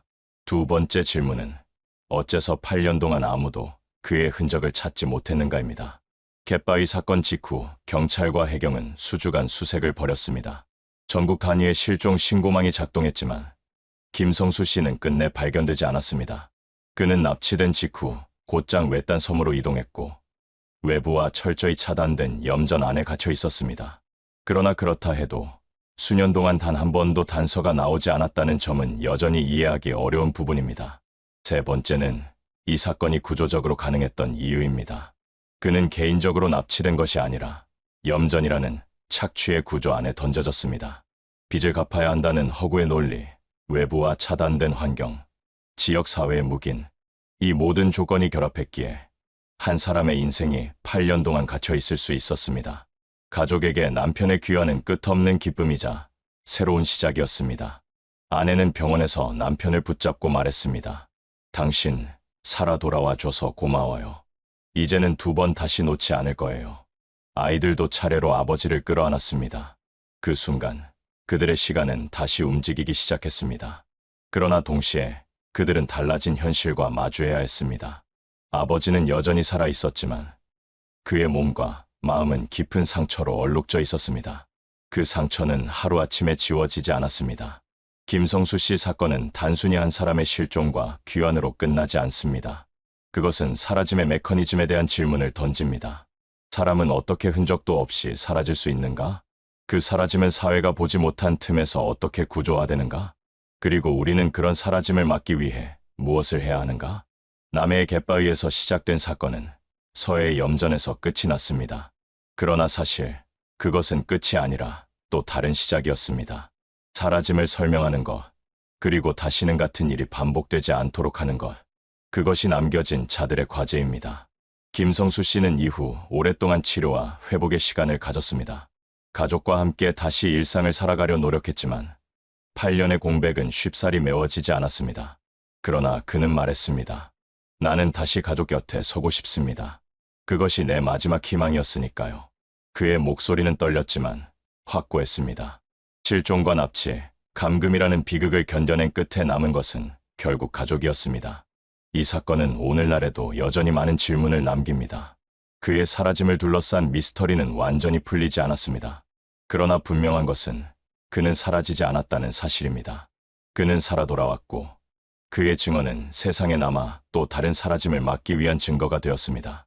남해의 갯바위에서 시작된 이 사건은 이제 우리 모두에게 하나의 경고로 남습니다. 사람은 결코 흔적 없이 사라지지 않는다. 다만 우리가 그 흔적을 보지 못했을 뿐이라는 진실을. 2000년대 초 부산항 동쪽 끝자락 대형 어선과 화물선이 오가는 부두 옆에는 오래된 수산물 보관 창고가 자리하고 있었습니다. 낮에는 수많은 인부들이 드나들지만 밤이 되면 고요 속에 경비원만이 그곳을 지켰습니다. 당시 그곳의 야간 경비를 맡고 있던 사람은 박정길 씨. 50년 넘긴 평범한 가장이었습니다. 박 씨는 성실한 인물로 알려져 있었습니다. 낮에는 가정을 돌보고 밤에는 항구 창고를 지키며 꾸준히 생활비를 벌었습니다. 주변 사람들은 그를 조용하지만 믿음직한 사람이라 기억했습니다. 항구에서 오랫동안 근무한 만큼 동료들과 인부들 사이에서도 신뢰가 두터웠습니다. 사건이 일어난 날은 한여름 장마가 끝나갈 무렵이었습니다. 낮 동안 부산 항구는 무더운 열기와 습기에 휩싸여 있었고 밤이 되어서야 비로소 바닷바람이 차갑게 불어왔습니다. 창고의 야간 근무는 늘 같은 패턴이었습니다. 정해진 시각에 순찰을 돌고 기록을 남기고 이상 유무를 확인한 뒤 경비실에 앉아 무전을 대기하는 것. 그날도 평소와 다르지 않게 보였습니다. 박 씨는 저녁 10시에 근무를 시작했습니다. 경비실에 출근해 출석 서명을 하고 작은 수첩에 가족에게 전할 짧은 메모를 남겼습니다. 내일 장 보러 갈 것. 아내에게 전하려던 일상적인 메시지였습니다. 그것이 그의 손에서 남긴 마지막 평범한 흔적이었습니다.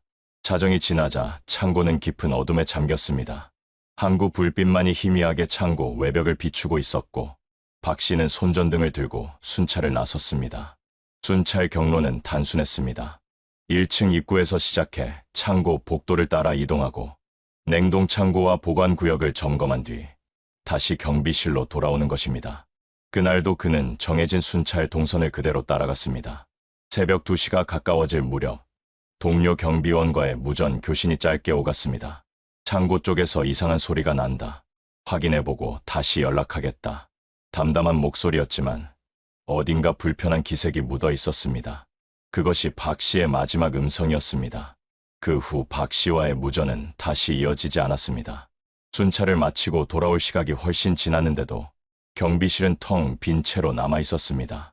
책상 위에는 그가 늘 사용하던 청진기와 수첩, 그리고 반쯤 마신 커피 잔이 놓여 있었습니다. 모든 것이 그대로였지만 정작 박 씨의 모습만 사라진 것이었습니다. 아침 6시, 교대 근무자가 도착했을 때 상황은 이상했습니다. 출입문은 안에서 잠겨 있었고 창문도 굳게 닫혀 있었습니다. 그럼에도 불구하고 경비실 안에는 사람이 없었습니다. 순찰을 나간 흔적은 있었지만 돌아온 흔적은 전혀 발견되지 않았습니다. 경찰이 도착했을 때 창고 내부는 정돈된 상태였습니다. 강제 침입의 흔적도 싸움의 흔적도 없었습니다. 창고 문은 단단히 잠겨 있었고 열쇠는 제자리에 있었습니다. 마치 사람이 순식간에 사라진 듯 모든 것은 원래의 모습 그대로 남아 있었습니다. 가장 충격을 받은 것은 가족이었습니다. 아내는 그날 새벽 평소와 다름없이 남편이 귀가하길 기다리고 있었습니다. 새벽녘에 돌아오지 않자 불안해졌고 아침까지 연락이 닿지 않자 곧장 항구로 달려왔습니다. 그녀가 맞닥뜨린 것은 남편이 남긴 커피 잔과 텅 빈 경비실뿐이었습니다. 이렇게 해서 항구 창고 경비원 실종 사건은 시작되었습니다. 부산항의 작은 창고에서 한 남자가 흔적도 없이 사라진 이 사건은 곧 경찰과 지역 사회 전체를 뒤흔들게 됩니다. 처음에는 단순한 실종으로 여겨졌지만 시간이 지날수록 사건은 단순한 실종이 아니라 더 깊은 어둠을 품고 있다는 사실이 드러나게 됩니다. 경찰이 경비실에 처음 들어섰을 때 가장 먼저 눈에 들어온 것은 책상 위의 수첩이었습니다. 박정길 씨가 근무 중 늘 사용하던 작은 수첩이었는데 그 안에는 간단한 기록들이 빼곡히 적혀 있었습니다. 00시 30분 냉동창고 점검 이상 없음, 01시 10분 외부 순찰 완료, 그리고 마지막으로 남긴 글은 02시 15분 이상 없음. 평소와 다를 것 없는 짧은 문장이었습니다. 하지만 문제는 그 다음이었습니다. 수첩은 거기서 멈췄습니다. 만약 그가 정상적으로 순찰을 마쳤다면 02시 40분 경비실 복귀라는 기록이 있어야 했습니다. 그러나 마지막 줄 이후 펜은 더 이상 움직이지 않았습니다. 박 씨의 흔적은 거기서 끊겼습니다. 책상 위에는 수첩 옆으로 청진기가 놓여 있었습니다. 그는 혈압이나 환자의 상태를 측정할 일이 없었음에도 습관처럼 늘 청진기를 가지고 다니곤 했습니다. 창고 내부에서 가끔 이상한 소리를 듣거나 냉동기의 진동을 점검할 때 사용했다고 합니다. 그 청진기는 반쯤 열려있던 커피잔 옆에 무심히 던져져 있었습니다. 마치 급히 자리를 비운 사람처럼 말입니다. 책상 아래에는 그의 개인 소지품들이 그대로 있었습니다. 담배가, 라이터, 작은 라디오, 사물함에는 지갑과 신분증, 여벌 옷까지 정리된 채 놓여 있었습니다. 현금을 포함한 귀중품도 그대로였습니다. 자발적으로 도주했다거나 급히 가출할 이유가 없다는 것을 보여주는 대목이었습니다. 가장 수상한 것은 순찰, 도중 남긴 무전 기록이었습니다. 동료 경비원과 교신한 마지막 음성이 경찰의 수사 기록에 남아 있었습니다. 창고 쪽에서 이상한 소리가 난다. 확인해보고 다시 연락하겠다. 담담한 목소리였지만 분명히 무언가를 감지한 듯했습니다. 그러나 그 뒤로 무전은 돌아오지 않았습니다. 무전기는 창고 구석에서 발견되었는데 송신 버튼이 눌린 채로 고정돼 있었습니다. 마치 누군가에게 상황을 알리려 했지만 도중에 제압당한 듯한 정황이었습니다. 경찰은 주변을 면밀히 조사했습니다. 창고 출입문에는 강제 개방 흔적이 없었습니다. 잠금 장치도 멀쩡했고 열쇠는 경비실에 있었습니다. 창문은 바닷바람 때문에 항상 닫아두었고 굳게 잠겨 있었습니다. 외부인이 침입했을 가능성은 낮았습니다. 그렇다면 그는 자발적으로 문을 열고 나간 것일까요? 그러나 의문은 더 커졌습니다. 그날 밤, 박 씨는 작업화를 벗지 않았습니다. 경비실 안에는 여벌 슬리퍼가 있었는데 그대로 남아 있었습니다. 즉, 그는 순찰 중 신던 신발 그대로 사라진 것입니다. 그럼에도 바닥에서 발견된 발자국은 맨발이었습니다. 박 씨의 것이 아닐 가능성이 컸습니다. 아내가 경찰서로 불려와 사라진 남편의 소지품을 확인했습니다. 그녀는 지갑을 꼭 쥐고 흐느끼며 말했습니다. 이 사람은 어디 갈 데도 없고 갈 이유도 없는 사람이에요. 매일 같은 길로 일하고 같은 집에 돌아오는 사람이에요. 그 말은 곧 실종이 단순한 가출이나 사고가 아니라는 점을 뒷받침했습니다. 경찰은 사건 초기 단순 사고 가능성을 배제하지 않았습니다. 바다 근처에서 근무하다가 미끄러져 빠졌을 수도 있다는 추측이었습니다. 그러나 항구 수색에 투입된 잠수부들은 어디에서도 그의 흔적을 발견하지 못했습니다. 만약 바다에 빠졌다면 신발이나 소지품 일부라도 떠올라야 했습니다. 하지만 바다는 아무것도 내놓지 않았습니다. 결국 박 씨가 남긴 마지막 흔적은 경비실 안의 커피잔, 수첩, 청진기뿐이었습니다. 모든 것이 제자리에 있었지만 가장 중요한 사람만이 사라져 있었습니다. 이상한 점은 한두 가지가 아니었습니다. 현장에는 범죄의 흔적이 없었고 외부 침입도 없었습니다. 그러나 가족의 말대로 자발적 실종 가능성은 거의 없었습니다. 수첩은 이상 없음으로 끝났고 무전은 이상한 소리를 전한 채 끊겼습니다. 그 사이에 무슨 일이 있었던 것일까요? 경찰은 점차 단순 실종이 아닌 사람의 개입을 의심하기 시작했습니다. 그러나 그 실체를 드러낼 증거는 어디에도 보이지 않았습니다. 모든 것이 정지된 듯 시간만 흘러갔습니다. 경찰은 사건 초기부터 CCTV 기록 확보에 집중했습니다. 창고는 오래된 시설이었지만 항구 당국은 최소한의 보안 장치로 몇 대의 CCTV를 설치해 두고 있었습니다. 입구, 복도, 경비실 주변, 그리고 창고, 외부 담장 쪽을 감시하는 흑백 카메라들이었습니다. 화질은 선명하지 않았지만 근무자 동선을 확인하기에는 충분한 장치였습니다. 사건 당일 새벽, CCTV에는 분명 박정길 씨가 찍혀 있었습니다. 그는 새벽 2시 조금 넘은 시각, 손전등을 들고 복도를 지나고 있었습니다.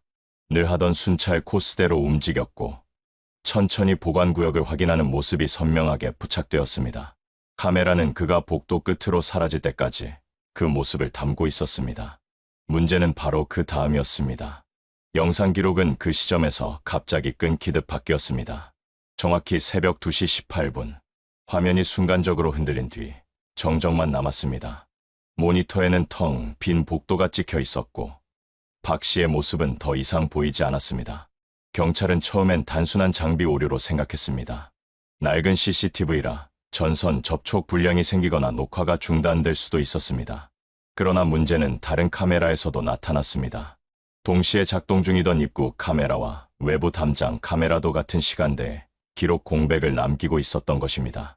영상은 정상적으로 돌아가고 있었지만 정작 박 씨의 이동 모습은 전혀 찍히지 않았습니다.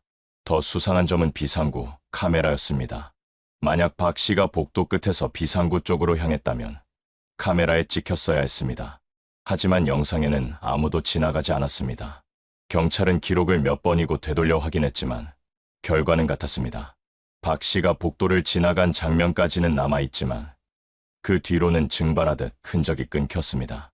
외부 CCTV도 마찬가지였습니다. 창고 주차장과 항구 쪽을 비추던 카메라는 새벽 내내 같은 장면만을 반복적으로 보여주었습니다. 낚싯줄처럼 늘어선 가로등 불빛, 멀리 정박해 있던 어선들, 출입문 앞 고요한 그림자. 박 씨가 밖으로 나왔다면 분명 그 흔적이 찍혔어야 했습니다. 그러나 화면은 한결같이 아무도 오가지 않았다고 말하고 있었습니다. 결국 CCTV가 보여준 사실은 하나였습니다. 박정길 씨는 분명 복도를 지나갔지만 그 이후의 모습은 기록되지 않았다. 즉, 그는 건물 안에서 흔적 없이 사라진 것처럼 보였습니다. 경찰은 혹시 누군가가 CCTV 영상을 조작했을 가능성을 의심했습니다. 항구 당국의 기록 장치를 가져가 정밀 분석을 의뢰했지만 영상 조작 흔적은 발견되지 않았습니다. 녹화는 정상적으로 이어졌고 기계적 오류도 없었습니다. 그럼에도 불구하고 그 시간대에 박 씨는 카메라에 나오지 않았습니다. 이 상황은 경찰을 곤혹스럽게 만들었습니다. 사람이 카메라 앞에서 갑자기 사라질 수 있는가? 논리적으로는 불가능한 일이었습니다. 그러나 기록이 보여주는 건 부정할 수 없는 공백뿐이었습니다. 가족은 더욱 혼란스러웠습니다. 아내는 경찰 앞에서 울며 말했습니다. 이건 사고도 가출도 아니에요. CCTV에 안 찍힌 건 누가 일부러 그렇게 만든 거예요. 그이가 어디로 갔는지, 누가 데려갔는지 제발 밝혀주세요. 이때부터 경찰은 단순 실종이 아닌 타인의 개입 가능성에 무게를 두기 시작했습니다. 만약 누군가 박 씨를 데리고 나갔다면 왜 CCTV에 전혀 잡히지 않았을까? 그리고 어떻게 같은 시간대에 여러 대의 카메라가 동시에 공백을 남겼을까? 사건은 점점 미궁 속으로 빠져들고 있었습니다. CCTV는 분명 무언가를 기록했어야 했습니다. 하지만 그날 새벽, 카메라는 아무 말도 하지 않았습니다. 박 씨는 기록된 마지막 장면 이후 영상 속에서 영원히 사라져버렸던 것입니다. 사건을 좁혀가는 과정에서 가장 중요한 단서는 무전기였다.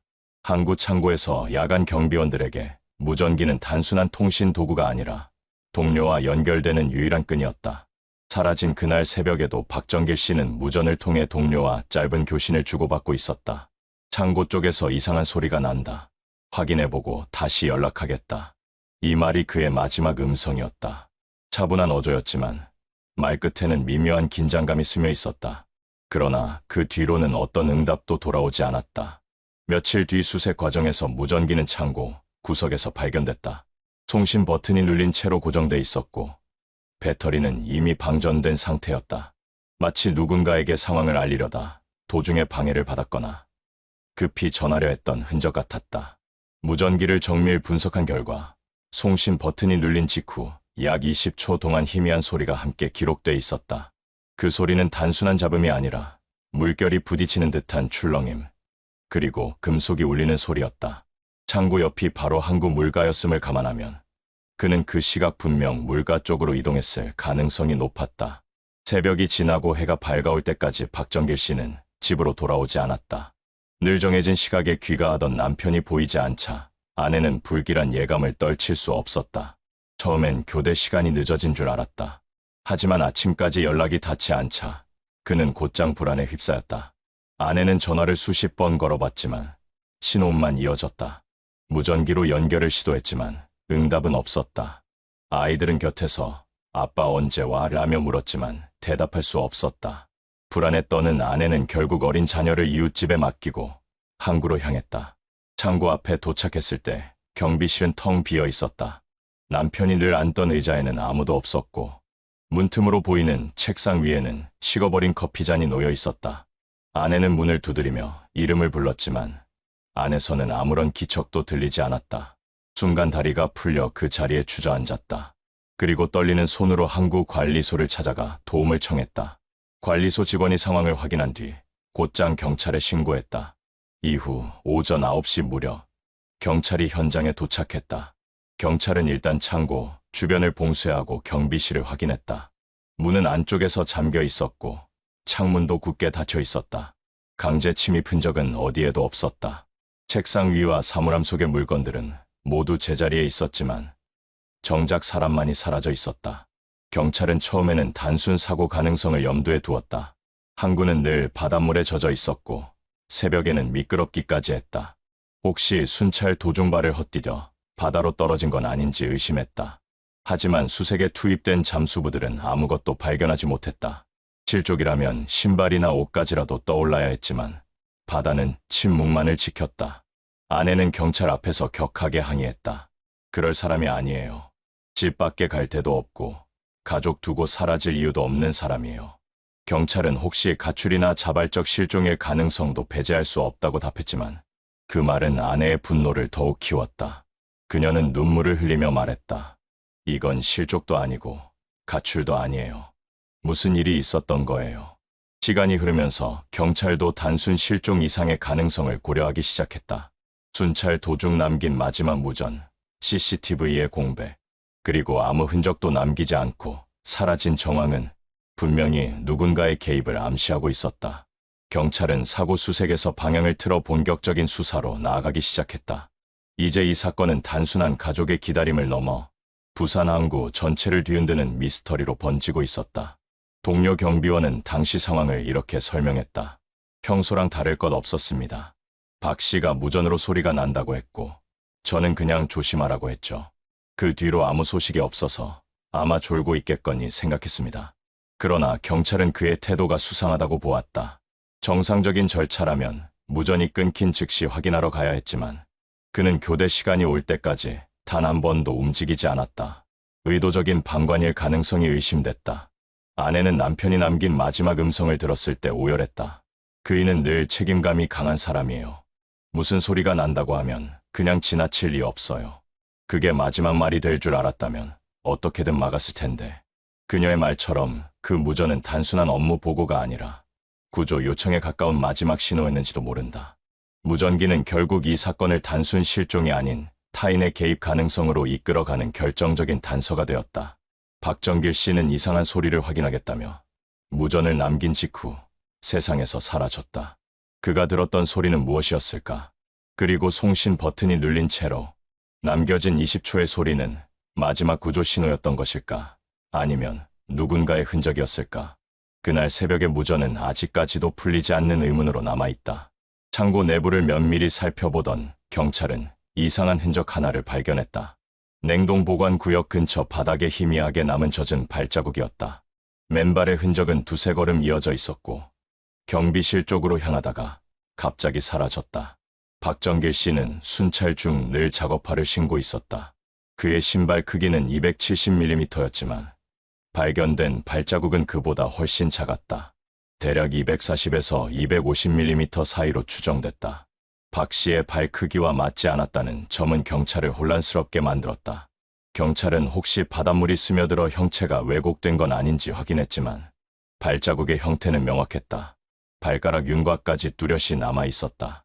단순한 얼룩이나 기계 흔적이 아니라 누군가 맨발로 걸어간 것이 분명했다. 그러나 그 발자국은 경비실 앞 몇 미터 지점에서 끝을 맺었다. 더 이상 이어지지 않았고 바닥은 말끔했다. 마치 공중으로 사라진 듯한 모습이었다. 경찰은 바닥의 재질과 청소 기록까지 확인했지만 그날 밤 청소를 한 흔적은 전혀 없었다. 박 씨가 사라진 시간과 발자국이 남은 위치는 묘하게 겹쳤다. 무전으로 이상한 소리를 전한 지 불과 몇 분 뒤, 바로 그 근처에서 정체불명의 발자국이 발견된 것이다. 경찰은 이 흔적이 사건의 진실을 밝히는 중요한 단서가 될 수 있다고 판단했다. 가족들은 이 소식을 듣고 충격을 받았다. 아내는 울먹이며 말했다. 그이가 왜 맨발로 다녔겠어요? 절대 그 사람 발자국이 아니에요. 그럼 도대체 누가 새벽에 거기 있었던 거예요? 경찰은 창고 인부들을 불러 발 크기를 대조했지만 일치하는 사람은 없었다. 그날 새벽 외부인의 출입 기록도 발견되지 않았다. 출입문은 잠겨 있었고 경비실 열쇠도 제자리에 있었다. 그럼에도 불구하고 발자국은 분명히 존재했다. 이 발자국은 사건을 단순 실종에서 미궁 속으로 밀어넣는 결정적인 요소였다. 범인의 흔적일 수도 있고 혹은 단순한 착오일 수도 있었다. 하지만 분명한 사실은 박 씨의 흔적이 끊긴 자리에서 다른 누군가의 흔적이 새로이 나타났다는 것이다. 창고 안은 다시 정적에 잠겼다. 그러나 바닥에 남겨진 그 짧은 발자국 몇 개는 사람들이 결코 지워낼 수 없는 의문을 남겼다. 박 씨는 어디로 간 것일까? 그리고 그 새벽 창고 안에는 또 누가 있었던 것일까? 경찰은 수색과 조사를 이어가던 중 항구 인근에서 일을 하던 한 어부를 만났다. 그는 사건 당일 새벽 배를 손질하기 위해 일찍 항구에 나와 있었다고 말했다. 그 시각은 박정길 씨가 무전을 남긴 직후와 거의 일치했다. 어부는 창고 쪽을 가리키며 조심스럽게 진술했다. 새벽 2시쯤 됐을 겁니다. 갑자기 창고 불빛이 깜빡거리더니 창문 안쪽에 그림자가 움직이는 게 보였어요. 그림자가 사람 같았는데 이상하게 흔들리고 있었습니다. 잠시 후에는 불이 꺼져버렸습니다. 그의 말에 경찰은 귀를 기울였다. 창고 불빛이 깜빡인 시간은 CCTV가 공백을 남긴 시각과 묘하게 겹쳤다. 그림자의 정체가 누구였는지, 왜 불이 갑자기 꺼졌는지 알 수 없었다. 어부는 그 뒤로는 별다른 소리를 듣지 못했다고 했다. 단지 파도 소리와 금속이 덜컥거리는 소리가 잠시 들렸을 뿐이라고 덧붙였다. 경찰은 그의 증언을 기록했지만 결정적인 단서로 만들기에는 부족했다. 그림자는 분명히 사람의 것이었지만 박 씨였는지 아니면 다른 누군가였는지는 확실치 않았다. 게다가 불빛이 꺼진 뒤 창고 안에서 무슨 일이 있었는지는 누구도 알지 못했다. 다른 목격자는 없었다. 새벽 시간대의 부두에 나온 사람은 그 어부가 유일했다. 항구 노동자들은 대부분 새벽 5시 이후에야 모습을 드러냈다. 결국 그의 증언은 사건을 풀어낼 열쇠가 되기에는 애매했지만 박 씨가 사라진 시간대의 창고 안에 어떤 움직임이 있었다는 사실만은 분명히 해주었다. 경찰은 혹시 창고 안에서 다툼이 있었던 건 아닌지 의심했다. 그러나 내부에는 싸운 흔적도 무너진 물건도 없었다. 창고는 여전히 정돈된 모습 그대로였다. 하지만 어부가 본 흔들리는 그림자와 불빛의 이상한 깜빡임은 쉽게 설명할 수 없는 현상이었다. 아내는 이 진술을 들으며 깊은 충격을 받았다. 그이가 혼자 있었다면 왜 그림자가 둘처럼 보였을까요? 누가 함께 있었던 게 아니겠습니까? 그녀의 말은 단순한 추측이었지만 경찰에게 새로운 방향을 제시했다. 박 씨가 마지막 순간에 누군가와 함께 있었다면 그 사람은 누구였을까? 사건은 점점 더 미궁 속으로 빠져들었다. 사람은 사라지고 남겨진 건 모호한 증언뿐이었다. 그러나 그 새벽 창고 안에서 분명 무언가가 있었고 누군가는 그 현장을 그림자로 남아 목격했다. 시간이 흘러도 박정길 씨의 흔적은 나타나지 않았다. 경찰은 수색을 넓혔지만 성과는 없었고 사건은 점점 미제로 굳어지는 듯 보였다. 그러던 어느 날 수사 방향을 완전히 바꿔놓을 소식이 들어왔다. 경찰은 현장 기록과 진술을 다시 정리하다가 이상한 점을 발견했다. 마지막 무전이 끊겼을 당시 함께 교대 근무를 서던 동료, 경비원의 행동이 석연치 않았던 것이다. 무전이 끊겼음에도 그는 새벽 내내 확인하러 가지 않았고 아침 교대 시간까지 홀로 경비실에 앉아 있었다. 그의 진술은 일관되지 않았고 세부적인 부분에서는 계속 흔들렸다. 수사팀은 그를 소환해 신문했다. 처음에는 단호히 부인하던 그는 시간이 지날수록 태도가 흔들리기 시작했다. 경찰은 그의 통화 기록과 생활 반경을 추적했고 결국 충격적인 사실 하나가 드러났다. 그는 실종된 박 씨의 아내와 내연 관계에 있었던 것이다. 이 사실은 지역 사회 전체에 큰 파문을 일으켰다. 성실하고 가정적인 남편으로 알려진 박 씨의 아내가 남편의 동료와 부적절한 관계를 맺고 있었다는 점은 믿기 어려운 충격이었다. 경찰은 이 관계가 사건의 동기일 가능성에 무게를 두기 시작했다. 조사 과정에서 동료 경비원은 결국 무너졌다. 그는 울분 섞인 목소리로 박 씨가 모든 걸 알게 될까 두려웠다고 털어놓았다. 질투와 두려움, 그리고 아내와의 은밀한 관계가 결국 비극을 불러온 것이었다. 박 씨가 무전으로 이상한 소리를 전한 직후 그가 마주친 것은 단순한 소음이 아니라 동료, 경비원 자신이었을지도 모른다. 경찰은 그를 긴급 체포했다. 체포 소식은 곧 박 씨의 가족에게 전해졌다. 아내는 경찰서에서 눈물을 흘리며 아무 말도 하지 못했다. 그 눈물이 죄책감에서 비롯된 것인지 아니면 단순한 충격 때문인지는 알 수 없었다. 그러나 분명한 것은 박 씨의 실종이 더 이상 단순한 미스터리가 아니라 가장 가까운 사람들 사이에서 벌어진 인간적 배신의 사건이었다는 사실이었다. 체포 이후 경찰은 즉시 항구, 일대와 인근 해역을 다시 수색하기 시작했다. 그리고 곧 사건은 더욱 충격적인 결말로 향하게 된다. 동료 경비원이 체포된 이후 경찰은 그의 진술을 토대로 항구, 일대를 다시 수색했다. 그는 끝내 완전한 자백을 내놓지 않았지만 모호한 발언과 흔들리는 태도는 수사관들에게 방향을 제시해 주었다. 그 사람은 이제 바다 속에 있을 겁니다. 짧고 차가운 이 한마디는 수사팀을 항구, 물가로 이끌었다. 잠수부들이 투입되어 항만 바닥을 뒤지기 시작했다. 수색은 쉽지 않았다. 짙은 뻘과 부유물, 수십 척의 배가 드나드는 탓에 시야가 거의 확보되지 않았다. 그러나 끈질긴 수색 끝에 사건 발생 약 보름 만에 마침내 끔찍한 발견이 이루어졌다. 창고에서 멀지 않은 항구 바다, 녹슨 철 구조물에 걸린 채로 항구의 시신이 떠올랐다. 그는 실종된 박정길 씨였다. 손과 발은 굵은 밧줄로 묶여 있었고 몸은 이미 물속에서 부패가 진행된 상태였다. 시신이 수면 위로 올라오자 현장에 있던 이들은 모두 숨을 죽였다. 사람들은 더 이상 이 사건을 단순한 실종이나 미스터리로 부를 수 없었다. 그것은 명백한 살인이었다. 부검 결과 박 씨는 물에 빠지기 전 이미 머리에 강한 외상을 입은 것으로 드러났다. 의식을 잃은 상태에서 바다에 던져졌을 가능성이 컸다.